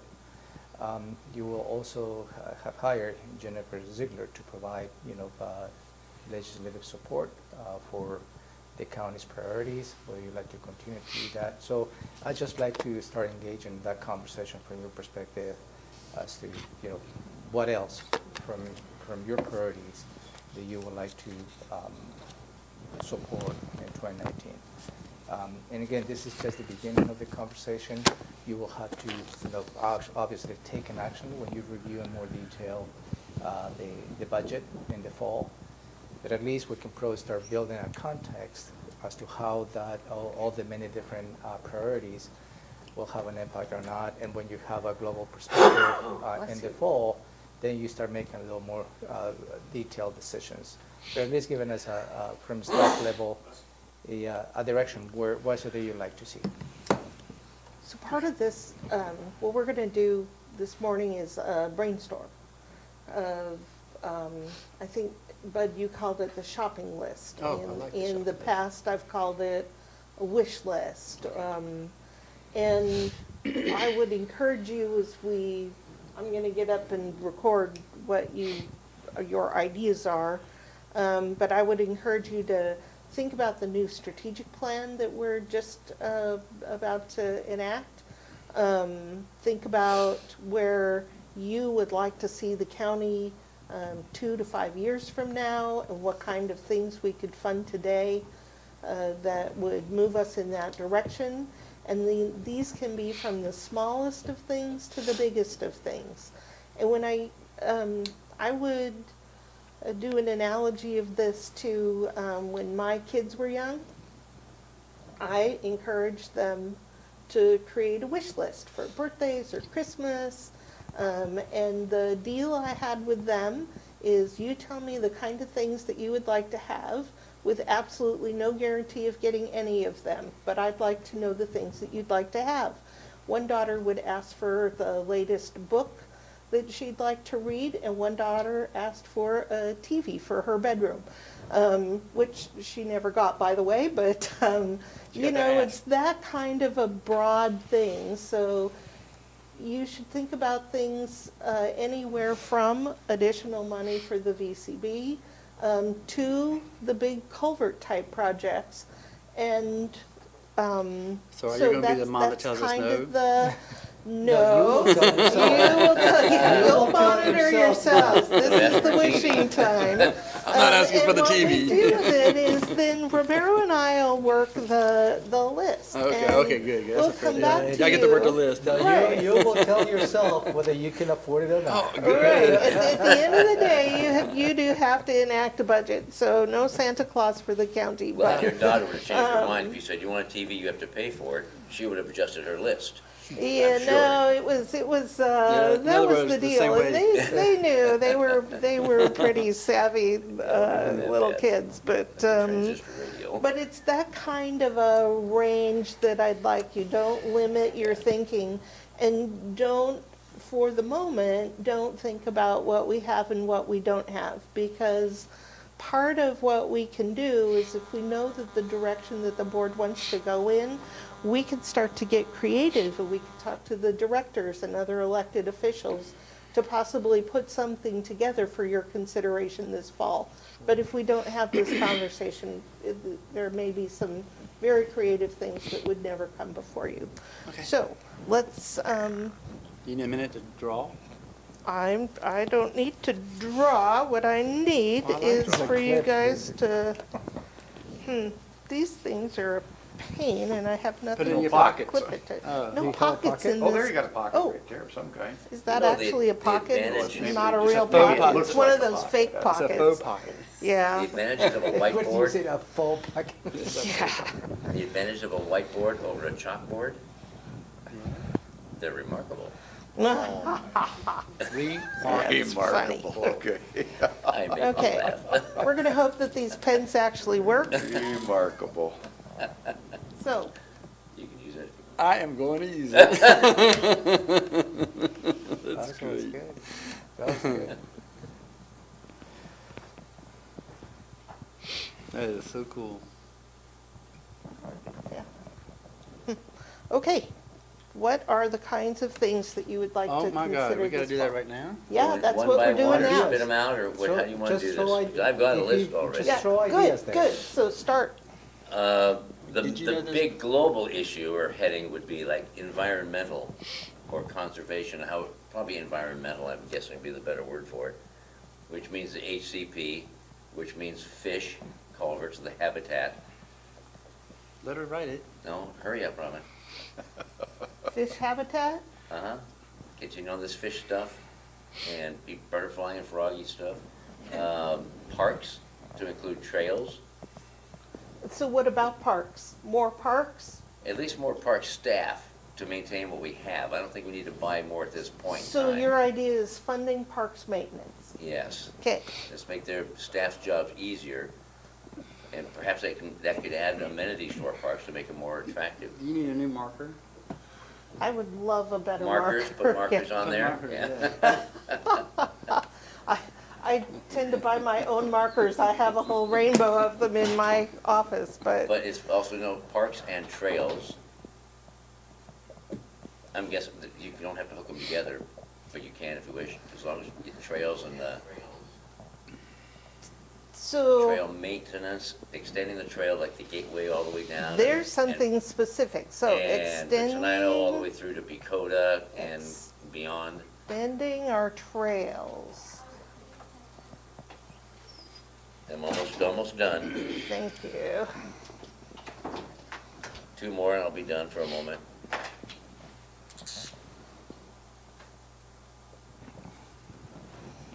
Go. Under PHSS would be the SS, the social services.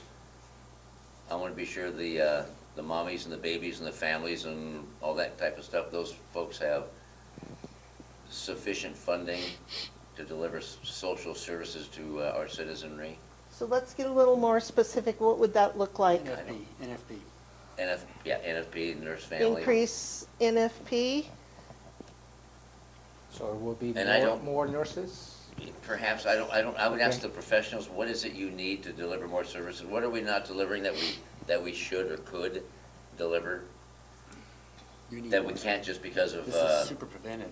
lack of, education, preventative type Well, stuff. NFP nurses are super preventive, in my So, mind. so type stuff, define stuff. Services that we're not providing that we can't, only because we don't have the resources for it. So Like I said, I'd you'd have to like go an to the- analysis of services that we are, oh, hey. She heard, Someone's listening on the Someone's listening, that's YouTube. good. Oh, someone else. Yeah, Michelle. someone else. No? Huh? Now we have more markers. Oh, than this thing. markers, yeah. Cool. Thank you. These are from my own stash. Thank you, Denise. Roll Tide. Cool. Better colors. Should say hi to the camera on your way out. A guest appearance from great budget staff. And I can't right now, and I don't want to take up time trying to define what that means, because I would leave that to the experts over there that know what they need and what they don't need. And this is not, my list is not in any way, shape, or form by way of listing by importance. Just off the top of your head. Yes. Right. The other one would be law enforcement. We need more sheriff deputies. We need sheriff deputies. That is big for me. He's pretty much got everything there. It's missing just one thing. So I knew I'd missed something. I'm for all those, but I would accentuate the NFP nurses more. Okay. I love the whole idea of having a brigade of NFP nurses, if I could. Because you got, look at how many people you're preventing, kids and moms and all that. But that's me, I'm all about the prevention. Right. Okay. Very, very successful program. It is a success. It's nationwide. one successful I agree with the program, though. deputies, I agree with the trails. The one thing I would add to that, in addition there, is the possibility of an economic development, industrial park in Rochester.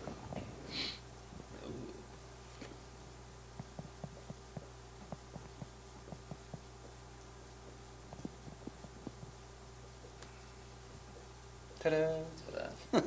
But does this list exclude the major stuff like a civic complex? No, these are all things, you may not get it, just like my daughter never got her TV, but we want to get the things on the board so we can explore the opportunities. Typically not on the wish Civic list. Center. Civic complex or It's a center, little yeah. bit different than the wish list that I've known of the last 3, 4 Okay. years, so. So the We can wish put it lists on that there. we've done in the past have been quite narrow. Yeah. But what I guess I'm encouraging you to do is think a little bigger. We have a little money right now, not enough to build a whole new civic center, but we have a little money in REIT 1. We have some money in REIT 2. We have other funds that may be available for some of these. If you put it on board, then we have some guidance to start looking at what are the possibilities. Now, we may come back to you in October or November and say, hey, nothing's panning out right now, and it goes into the long-term bucket. But it gets into a bucket that way. In, for instance, as a result of the meeting that we have with the Chehalis Tribe, so you may recall, the Chehalis Tribe is going to be building improvements around about at the old 99 and 198, as well as some improvements at 198 and Sergeant Road. In Grand Mound. I have already scheduled a meeting with the Chehalis Tribe as well as the private developer to look at some potential partnerships to build a roundabout at Sergeant Road and Highway 12. That may require some money from REIT 2, and we just have to see the level of partnership the county may have. So that is as an example, some of the proposals the staff is going to bring for your consideration. Does concurrency play in there? As those people are developing, and then picking up number of trips and how the traffic flows and all that, is that part of it? Right now, the concurrency model is working. The developers have access to purchase the strips so they can move forward on their development ideas. So I believe at that point the model is working. I don't think it should be part of this list because we have another model, financial model, that can probably support the improvements of that. Just my point of view. Are we still looking for issues? Whatever, yeah. Okay, I'd like to see that our comp plan reflect our economic development issues. Yeah.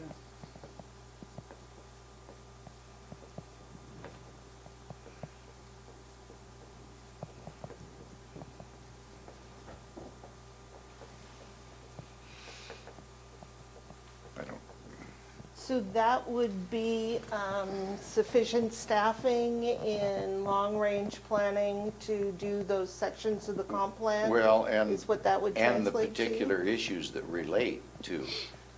Room on the docket, if you will? Yeah, kind of room on the docket and things that are Impeding economic development right now. I mean, one of the issues that people come up against is, and I guess we've got it coming up at some point, is the pervious or impervious soil issue that is kind of now at the max. I'd like to see that backed off to make it more reasonable, like we did for Tumwater.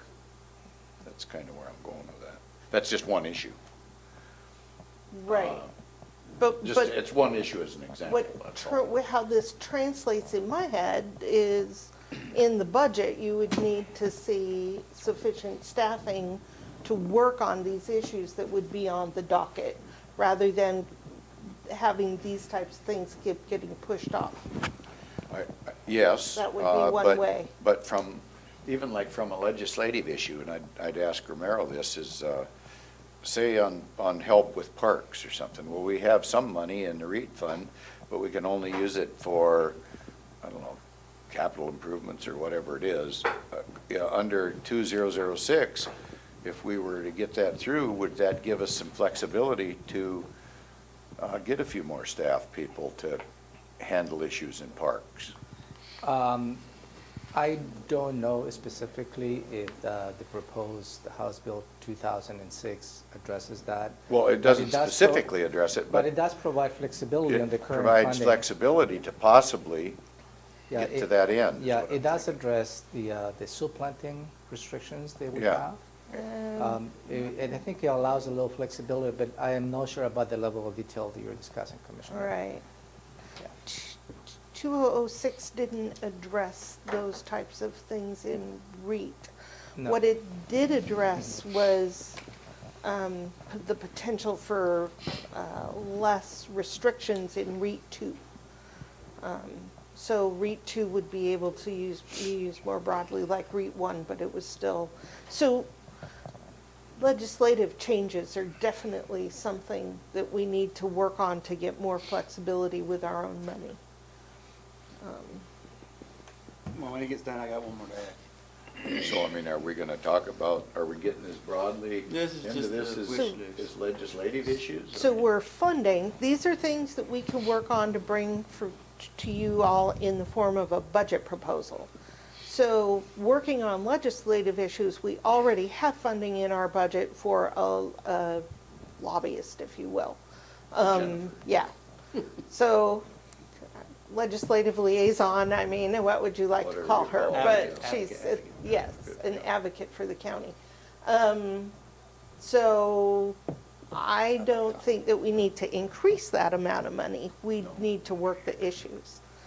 How about like, where you have deputy sheriffs up there, are we gonna try to attach a funding source that we might come up with to deal with that issue? Because we never have enough money, so I mean, I have an idea that, I would like to see the additional marijuana tax funding that's gonna come back to the counties, maybe get dedicated in that arena. No, that's And- easy. That's easy. And I But it's really big. think we're gonna get some money this time around out of the legislature. I've been actively working that issue, and everybody I'm talking to says, yeah, it's stupid what we're doing right now. Yeah. Thank you for that, yeah. So, Right. It's just with this, when it comes to priorities, if I were to say, and I don't know how you want to word that, but maintenance of the current facility, because when I see someone in district court sitting in their office and they have no ceiling tiles, I think it's unacceptable. Or I see stains around the lighting. Yeah, but don't we have REIT for that already? We just talked about that about a month ago.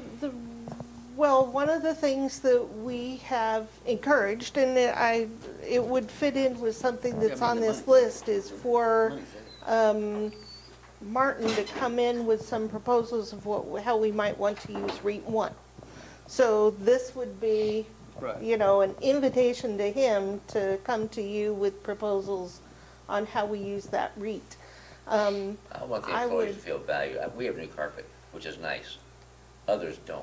And Right, it looks like, Yeah, how long do we have It's this? terrible. You got to carpet. yeah, Orange.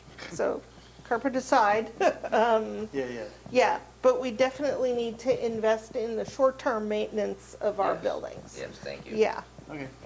Well, I'm not opposed, I'm just saying there's. Well, and there's money, that's fine. This is my wish list, is that the employees would feel valued, I got one more thing to add, Robin, when you're Yes. ready. and that's just one way. go. Go back under the PHSS as a whole, not PH or SS, but as a whole accreditation for them, just like we did for Public Works. And to revert in accreditation, Accreditation for what, for public works? PHSS. PHSS, we did Public Works the last 3 Oh, got years. it. And we want public, health to get the accreditation, where you brings a whole new title to the, Yes. name reputation to Okay. our. Friday. Thank you. What else? Superior Court. How'd you put that up there? It's right down here. Oh, accreditation, PHSS, yeah, Yep. okay. The only other thing I would add to that is, does Public Works accreditation run out? 'Cause I don't remember, would know, and I know when we did it about 3 years ago, you would know that, but I just want to make sure. It's an adjudication issue. I don't know. Does Public Works need to update their accreditation? Is that something that would be coming up? Next year. Yep, So you want that to be, Keep going, yeah. all right. which is there one for resource stewardship? Oh, for Uh, CPA? Speaking What of would you- accreditation, Public Health Social Services also is pursuing their own accreditation, so. Right. Okay, you got it. It's up there. Yep, Sorry. we got it. So I don't know what kind of things you would like to see in CPED. I don't know if there's some kind of an accreditation thing out Then there get for the highs that for Marks type of- also, because those are our 3 moneymakers. Oh, yeah. Do what? Is there one for emergency management?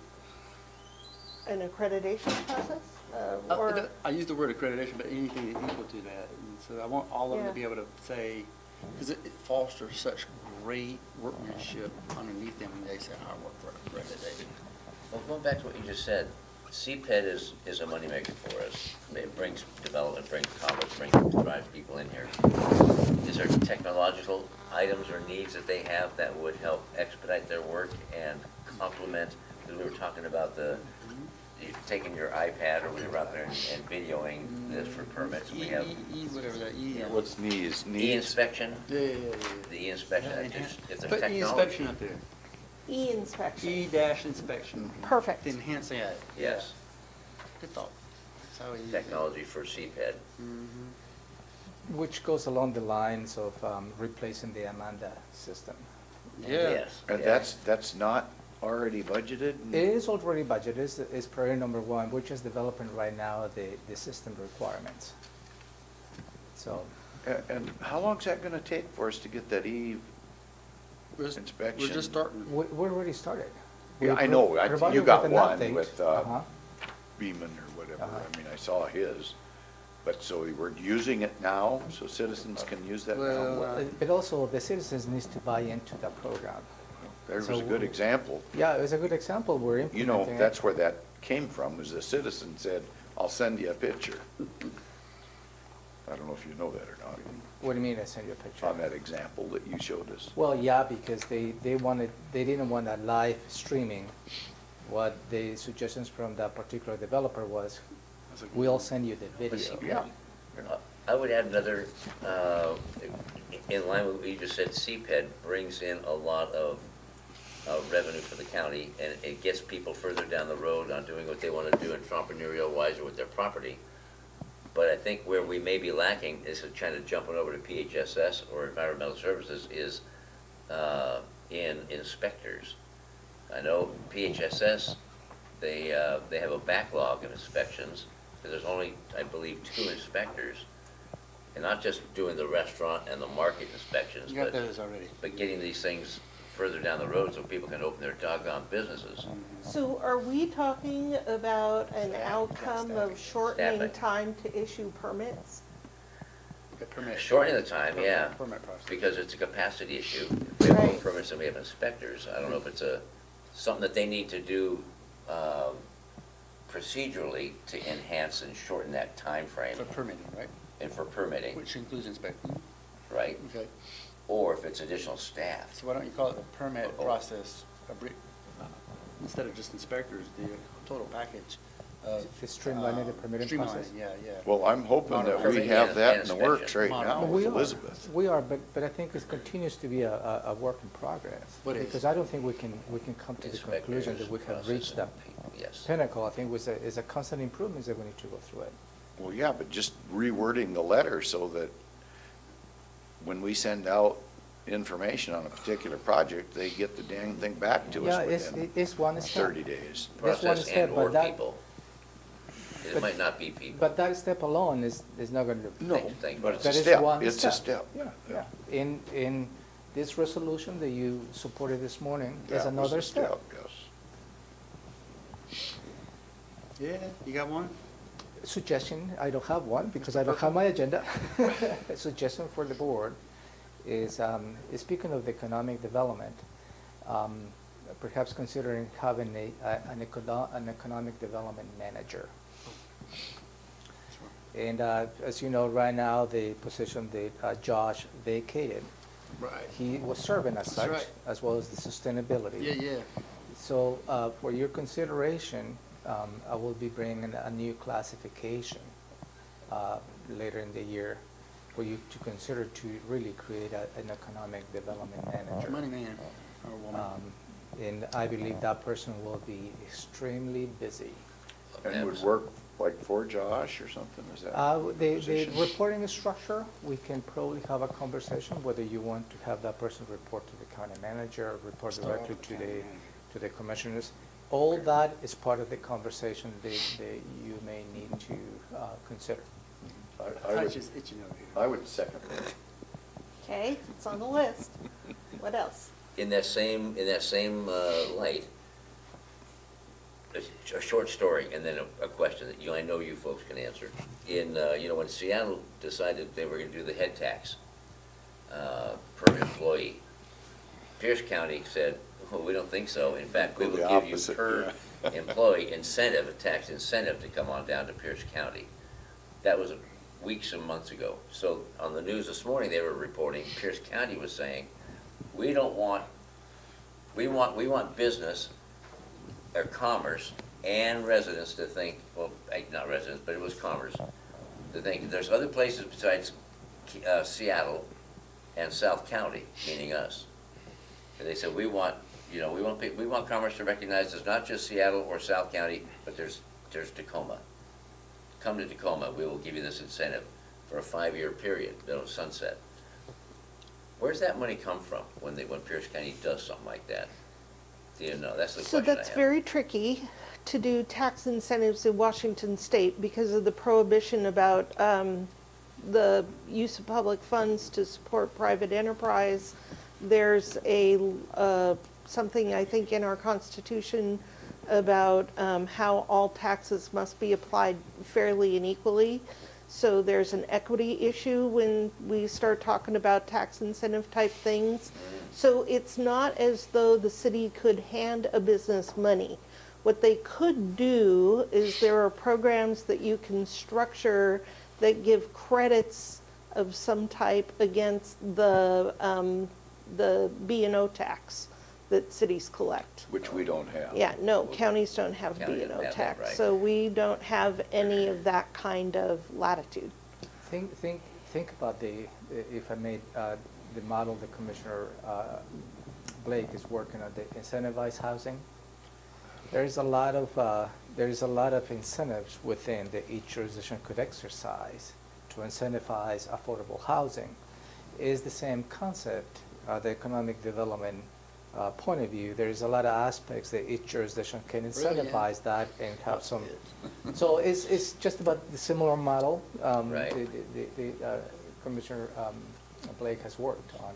And so knowing that the county does not have a B&O tax, are we allowed, or is there a way to incentivize bringing commerce to the county?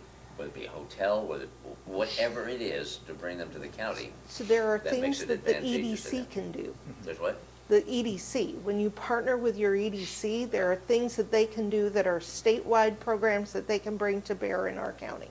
Okay. So it's important to work with them.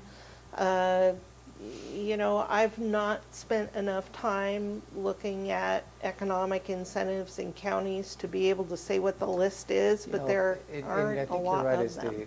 The taxes are difficult. Yeah. The fees are flexible. And that's something that you may consider in terms Right. of how As long as- some of the fees could Right, be some of incentivized. them, they have to be a direct nexus with the type of thing that the fee is attached to, and you have to be able to show that they're fairly applied. Right. But, But there is some yeah, options. you can get creative with these things. So is EDC up there working close with it? Not really work close, we don't, we're giving them money. Well, that is, it's something whether you like to continue to support You don't need that Maybe not. ADC, would you like to continue to support the VCB? Oh, the VCB too, yeah. Which is, And the MOUSV. For the public is the Economic Development Council, the EDC, and the VCB We is just do it all. the Visitors and Convention Bureau. Yes, it's just a wish list, get it all up there. Right. So is there any groups, any nonprofit groups that the board is interested in supporting, like you do the VCB and the EDC, and there's the that we South are Puget Sound currently Military? If you're, something new that you're not doing currently, something, Dispute resolution conflict. I'm sorry? Dispute resolution. DRC, so we currently have 10,000 going there. Are you interested in increasing that? At least $1,000. Woohoo! I gotta be careful on that particular topic, but, Yes, I know you do. yeah.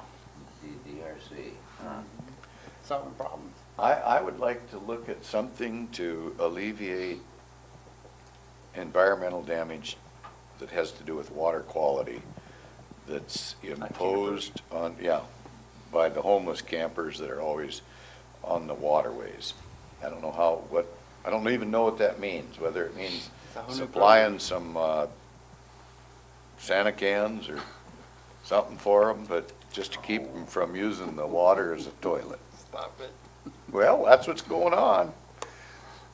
That's what they do right now.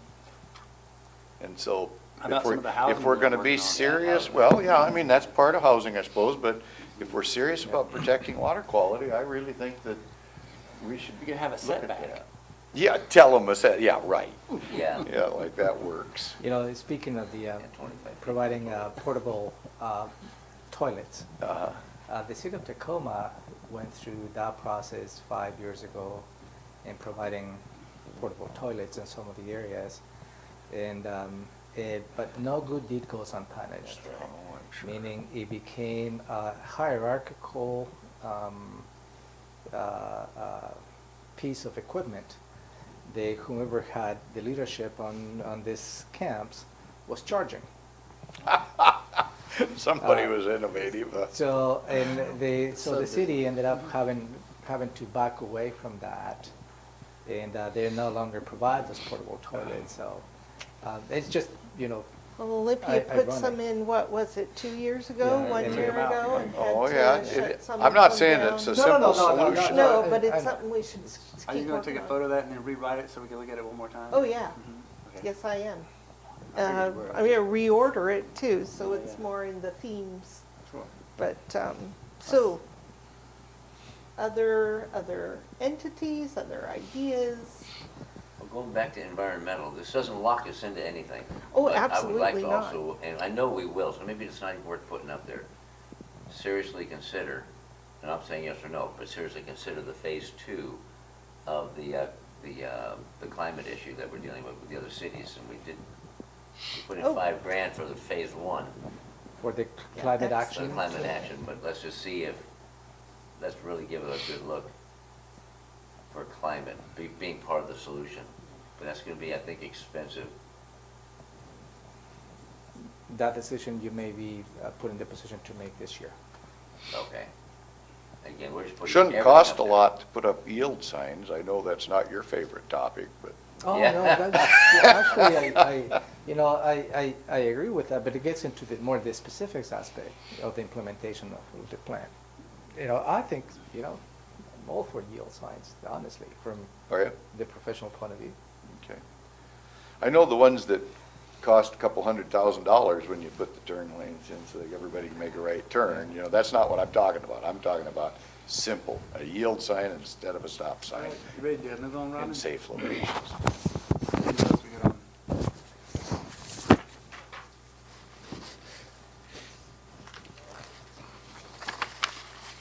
Did you have another one, Bud? Did I- No, I just thought we were, got far enough where we can move on to the other items that you had to present on the budget piece here on the agenda. Right. So we can wrap this up. I'll have it ready for a review next Tuesday with the rest of the budget items. If you have additional ideas, please send them to me so I can add them to the list, and we'll work on refining this. Thank you. Thank you. I I like like the this kind of shopping stuff. list. Is Yeah, good. shopping. Fun, yeah. Get the dreaming a little bit. Yeah, exactly. It's not the reality piece. fantasize, Yeah, or fantasize, whatever. reality comes later. This is the fun Oh, part. yeah. This comes with an eraser. All right, so are we done with the, where? Yeah. I lost my stuff here. Just put it away. I had it. Put it away. You know what I mean?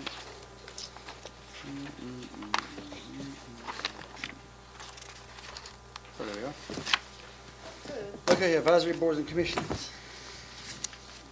Let me bring that one, Nita. Alrighty. We did this. No, we started and I stopped her and now I'm gonna pick it. Damn it. That's a bad punny. Doesn't go away. What's that? Oh, yeah.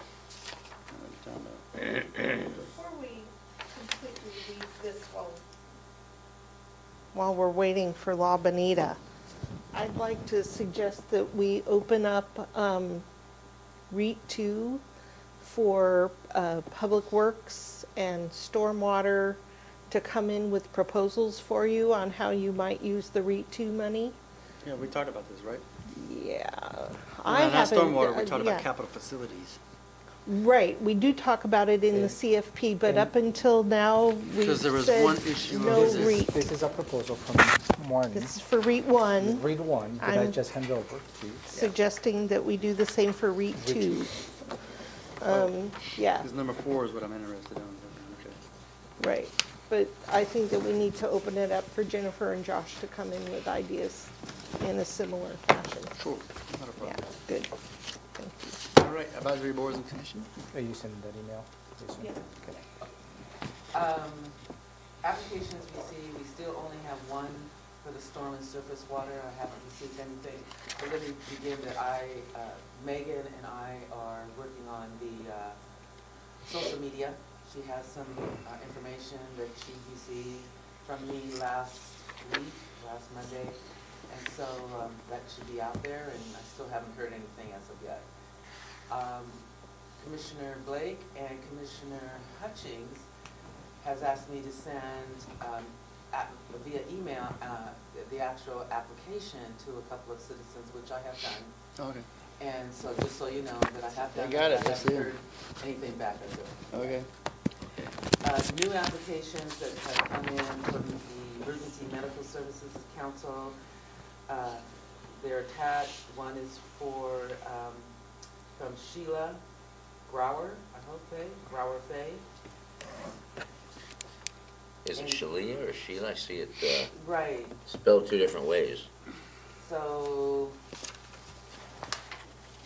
that is one.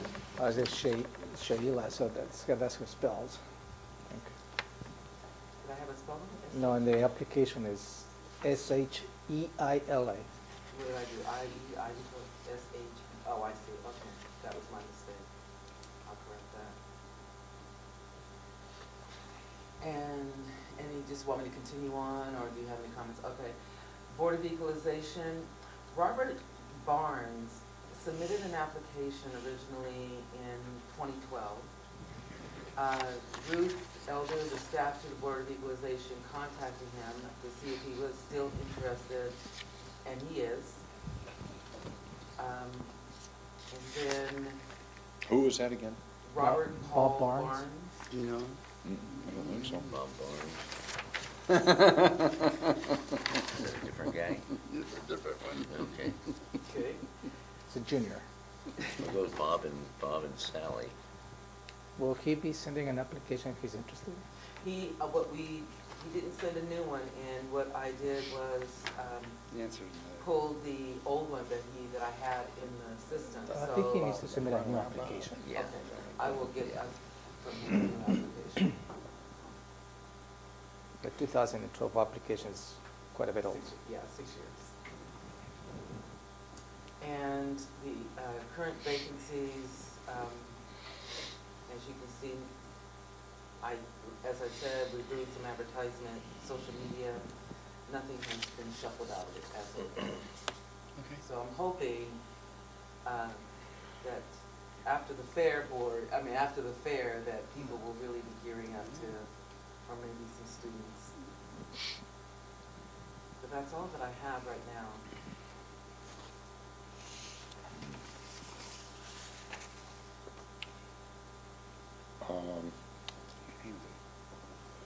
You wouldn't happen to know if this EMS council applicant has talked with anybody over there?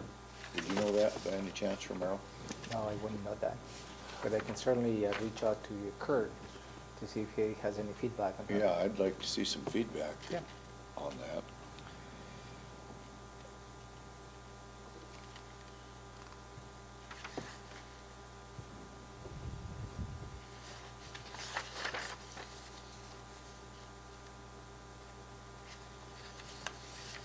So we're looking at SWAC, Crystal Kyer. And it was indicated that you wanted to see additional applications, so the social media has only been out there a week. And so Okay. Usually Okay. I could get a couple more weeks in, maybe some people will notice it. Okay, good. Noxious weed board is a very hard board to find someone, so I'm hoping Yeah. Is- somebody. Is Robert Paul Barnes, is he looking for a backup position on the equalization board? It would be an alternate. Alternate? The requirements for each position, if there's a requisite that you have to have, is that established by this board? For example, noxious weed. Yeah. It's difficult to replace folks because it's difficult to find people that are engaged in farming and/or animal husbandry or have a ranch or whatever. That's one of the requisites. And those people are so doggone busy, and I've checked with several of them, they don't have the time to do it, even though it doesn't take but minimal time. So the requisite that is assigned to the noxious weed board, is that requisite established by this commission? I see what you're saying. So maybe we take Yes. that requisite out, and that opens up the pool of candidates Criteria. to a ton of people. Yeah. Another thing I don't know why they don't go to, like, universities too, local universities, and ask them to sit on for 2 or 3 years. Those are in environmental studies. Something like that. Right. Yeah, it is us. Is it a requisite or It is us. desirable Mhm. experience? I read it months ago, and I took it as a requirement. Is it a regulatory- prerequisite. You have to have this, Is it regulatory or statutory? and yeah, and I don't know who sets that or sets that as Yeah, criteria. and that particular board, it's a little bit unique. So if we may want to explore whether, you as a board has the ability to change this requirement, so if it's actually set on statute or is something desirable. But Yeah, I'll work that- with Lavan in looking for that. Yeah, thank you, because I don't remember saying the word desirable. I thought, no, I have to have, it's limited scope of person. And that's where I think we're kind of getting jammed up. Well, and that particular board also has specific weed Districts, right, So there are those parameters also. right. Yeah, that's been vacant for quite some time now. It has, and that's not unusual for some of the boards, especially that one, Yeah. especially that one. So if we can open the floodgate up, that'd be kind of cool. Fair Board, we're appointing someone today, Chris, and so there'll be 3 vacancies when we formally make that appointment. I've left it as it is. The Solid Waste Advisory Board is a commissioner or designee alternate, and that's something that you would be making your own decision. Historic Commission, I haven't received any bites on the vacancies there. But there's a District 1 and a District 3 position and 3 alternates. For which one? Historic Commission. Several of the members there have been on many, many years, and that's prompting some vacancies that have come up. So for this week, that's all that I have. Any comments, concerns? I'm good, I'm gonna make a couple phone calls on these. Comments or concerns in addition to what you already said? And I will get the information to Romero regarding the noxious weed board. Thank you. Go out and pull out the information. Thank you, Law. Okay. Alrighty, so that leaves us to number 7, Commissioner's items, and you have one Commissioner item? One? Okay. What's new on Lake St. Clair? Anything new on Lake St. Clair? There's more water. Yeah, that's what I'm wondering, if there's more water. I actually heard there's less water. Yeah, but is it getting This time of the down? year is cyclical. Yeah, I know it's cyclical, but I mean, anything new pending? They come up with any solutions? Are they down to the point they can run their boats, or what's going on? I heard, yeah. No news or good news, I guess. From my perspective, I have no. You think further- they are running boats out there? I don't know about running boats, but the water has gone down somewhat. I talked to a couple of friends, and they're not happy, but I mean, they're not excited anymore. I mean, they're waiting for us. As you may recall, maybe 3-4 months ago, you received a formal request Yeah. from their attorney for you to declare an emergency, Right. and you decline that Yep. particular action. Since I have not formally received any updates, concerns. Okay, or that's any- what I was wondering. Yeah. It's almost like you were fishing, like you knew, but you were Yeah. fishing for Well, something. no, I You know, just something. wanna- The sheriff thing, wasn't he? Yeah, yeah, I'd buy into that. Are I you see guilty? it. No. Uh, Why do you say that? I'm wondering where we're at. I mean, one of the things, I'm told that the group, and I'm going to refer to them as O'Neill's down in south of Tumwater, that they're pulling their application. Have you heard anything about that? I have not heard whether they have rescinded their Mhm. application. That group, they had a number So of 3 acres of put together. Yeah. Oh, that's too bad. What was the reason why? Well, something about,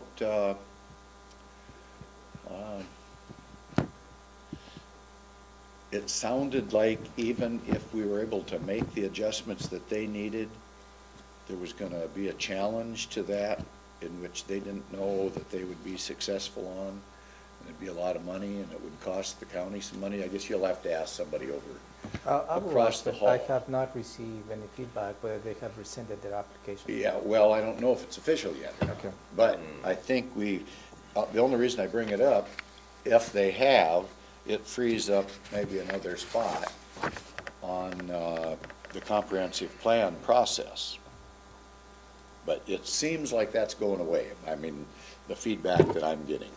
So, Well, if it's as a result of processes here at the county or some no. system here. no, I don't think it's anything we did. Okay. I or think didn't we do. were working with them, but it came to light that this was gonna be another Okay. issue. And, yeah, I'm just bringing it up kinda so you can I'll follow make up. yourself aware of it, because I know we've tried to put issues on that comp plan, and that creates workload for everybody. And we're trying to cut that down so we can move ahead with something else, for an example. And I think, I don't know, something similar is almost gonna be affecting that project down at Tenino on that 1700, that Dr. Barnett property. I mean, because the state looks like they're getting involved there. So I don't know how much work is going into that, and I think that was about cluster housing. Okay, so I'm just bringing those couple issues up, that there's, I follow up with the O'Neills. see something is if- going on If that there. application is still Allison would continuing, know. or, yeah, I'll follow up. possibly, I believe that Mike Brewer is the one that Yeah. told me that something Oh, had really? happened That's on too that bad. particular issue. So All right. I just bring it up. The other thing is, can I share this? This is a draft with the party that brought it to our attention. What is this? This is that Ordinance? ordinance under the RCW, no, it's a new state, Senate Bill 5674 amends RCW 5817. And I was just gonna ask him, hey, does this meet? Is this kind of what you're talking about here? From a user's perspective, are we including everything in here? That's what I'm looking for, and I don't want to break the law. I don't know. Just You know, asking. I don't know how to approach it. I'm certainly not technical enough to know if this is going to help. From my point of view, it meets the objective of delegation, the authority of signing the final plats. And best not muddy the water, is that what you're telling me? Yeah. Okay. This is a draft legislation, Yeah, and I think I will ask the board as a whole whether the board would like to have private citizens provide feedback on pending legislation. okay. I mean, I often ask people that I know that are involved in a particular topic, how does this affect you? You know, I go to a fire commissioner and say, hey, if we do this about impact fees, No, Good, bad? that's what I asked the board as to how they would like to proceed with this. yeah, well, I don't know. I mean, I don't want to muddy the water, I guess, the best way to put it. Knowing the party involved, I believe Uh-huh. this resolution, this ordinance meets their objective, Okay. and as well as meets the Master Builders Association objective. You have any commissioners items? Any more? I got one. I'm wondering where we're at on pervious soil, because that's a big issue. That's part of the overall comp plan. I know, amendment that is but- coming up. It's coming up pretty quick, or? But it's coming up as part of the overall comp plan amendment that you will be considering later the year. But I haven't heard anything about He's looking for a what briefback. that adjustment So you would be. will ask, you would ask an update? Is Yeah, that- yeah. Okay, Yeah, thank you. Where are we at? Needs an update. yeah, okay.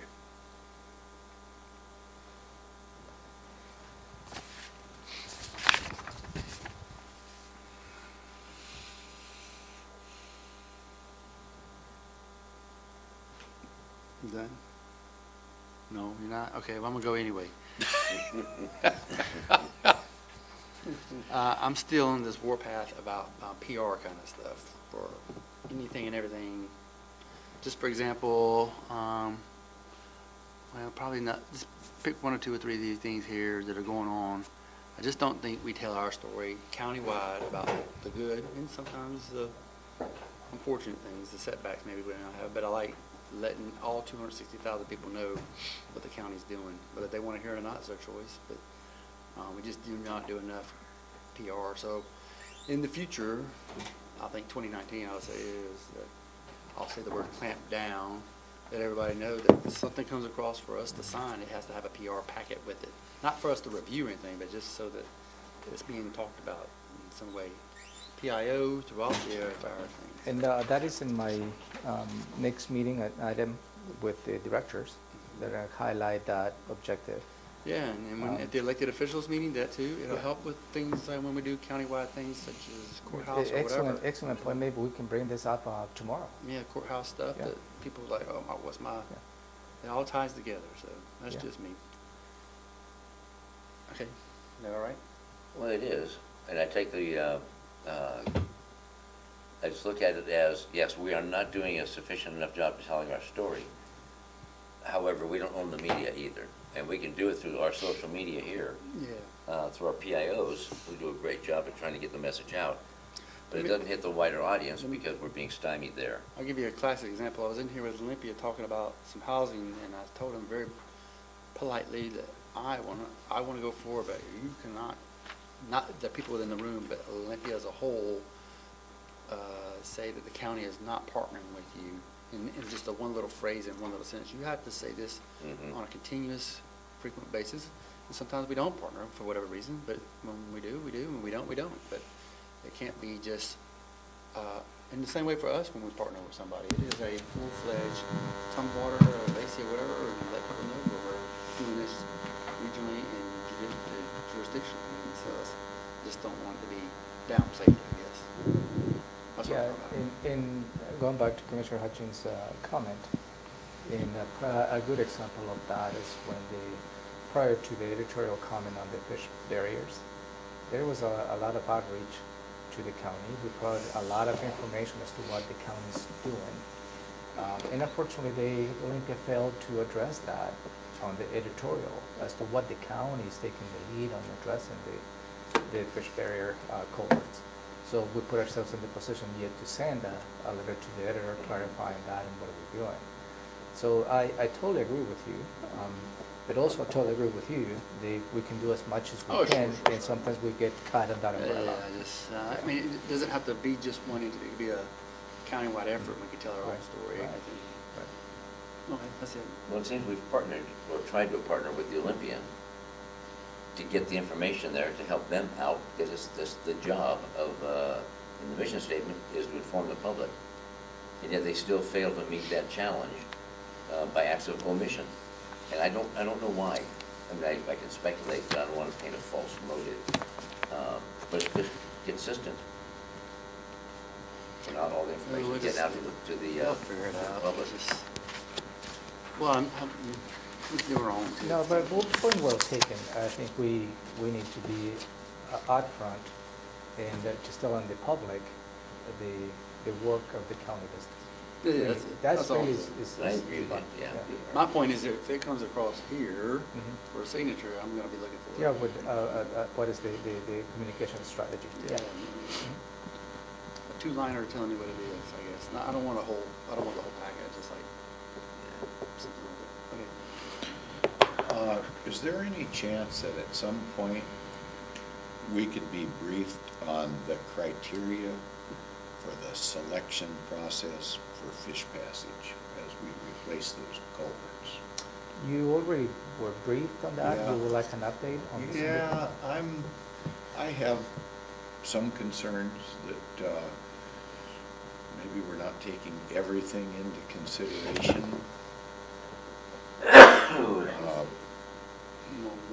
Well, a citizen yesterday said that the culvert that we were replacing was going to be an enhancement, and somebody said that it was a proper fish stream. Another group said no, it wasn't, that and it was already dried up on the upper side of the road. So I just want to make sure that we spend our money wisely and always put in things that are beneficial, and if it does dry up and it dries up too soon, and that's been the history for the last 10 years, I just want to make sure that we're spending our money wisely, and so I'm trying to figure out the criteria. I don't know what all the criteria is. Sometimes, this is just from my professional point of view and my experience in fish bearing streams, just the sheer nature of some streams drying into the summer, that doesn't mean they're not fish bearing streams. Oh, yes, I agree. Because the migration of fish occurs in the fall when the flows are, and that's what we need to address is the impacts of that. So yeah, I'm just wondering about how that criteria plays in. I mean, Yeah. if So you've got one group saying, hey, this is fish bearing, and another group saying no, but we know that there's little fish in there, because I guess one of the fellows took a picture of it. I didn't see that yet, but so we know they're in there.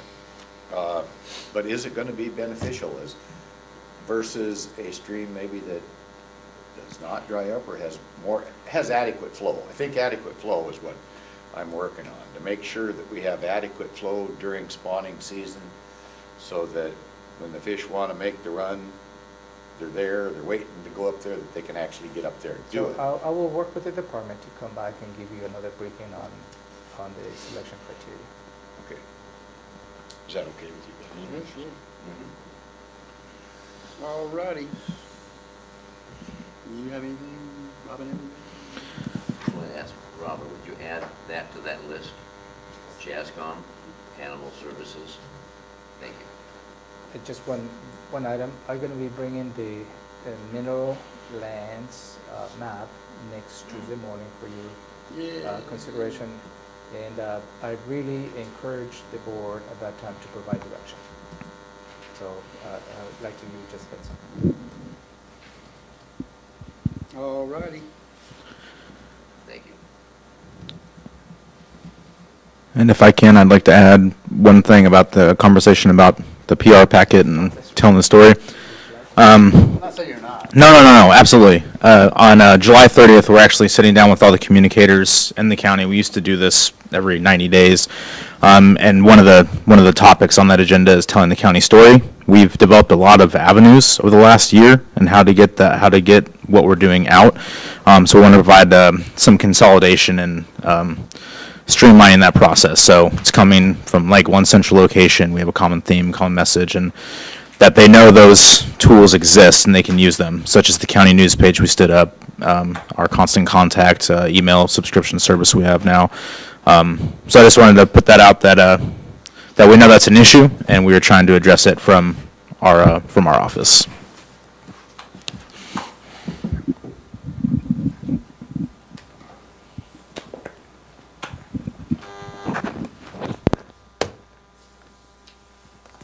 Okey doke, that's it. It's a wrap.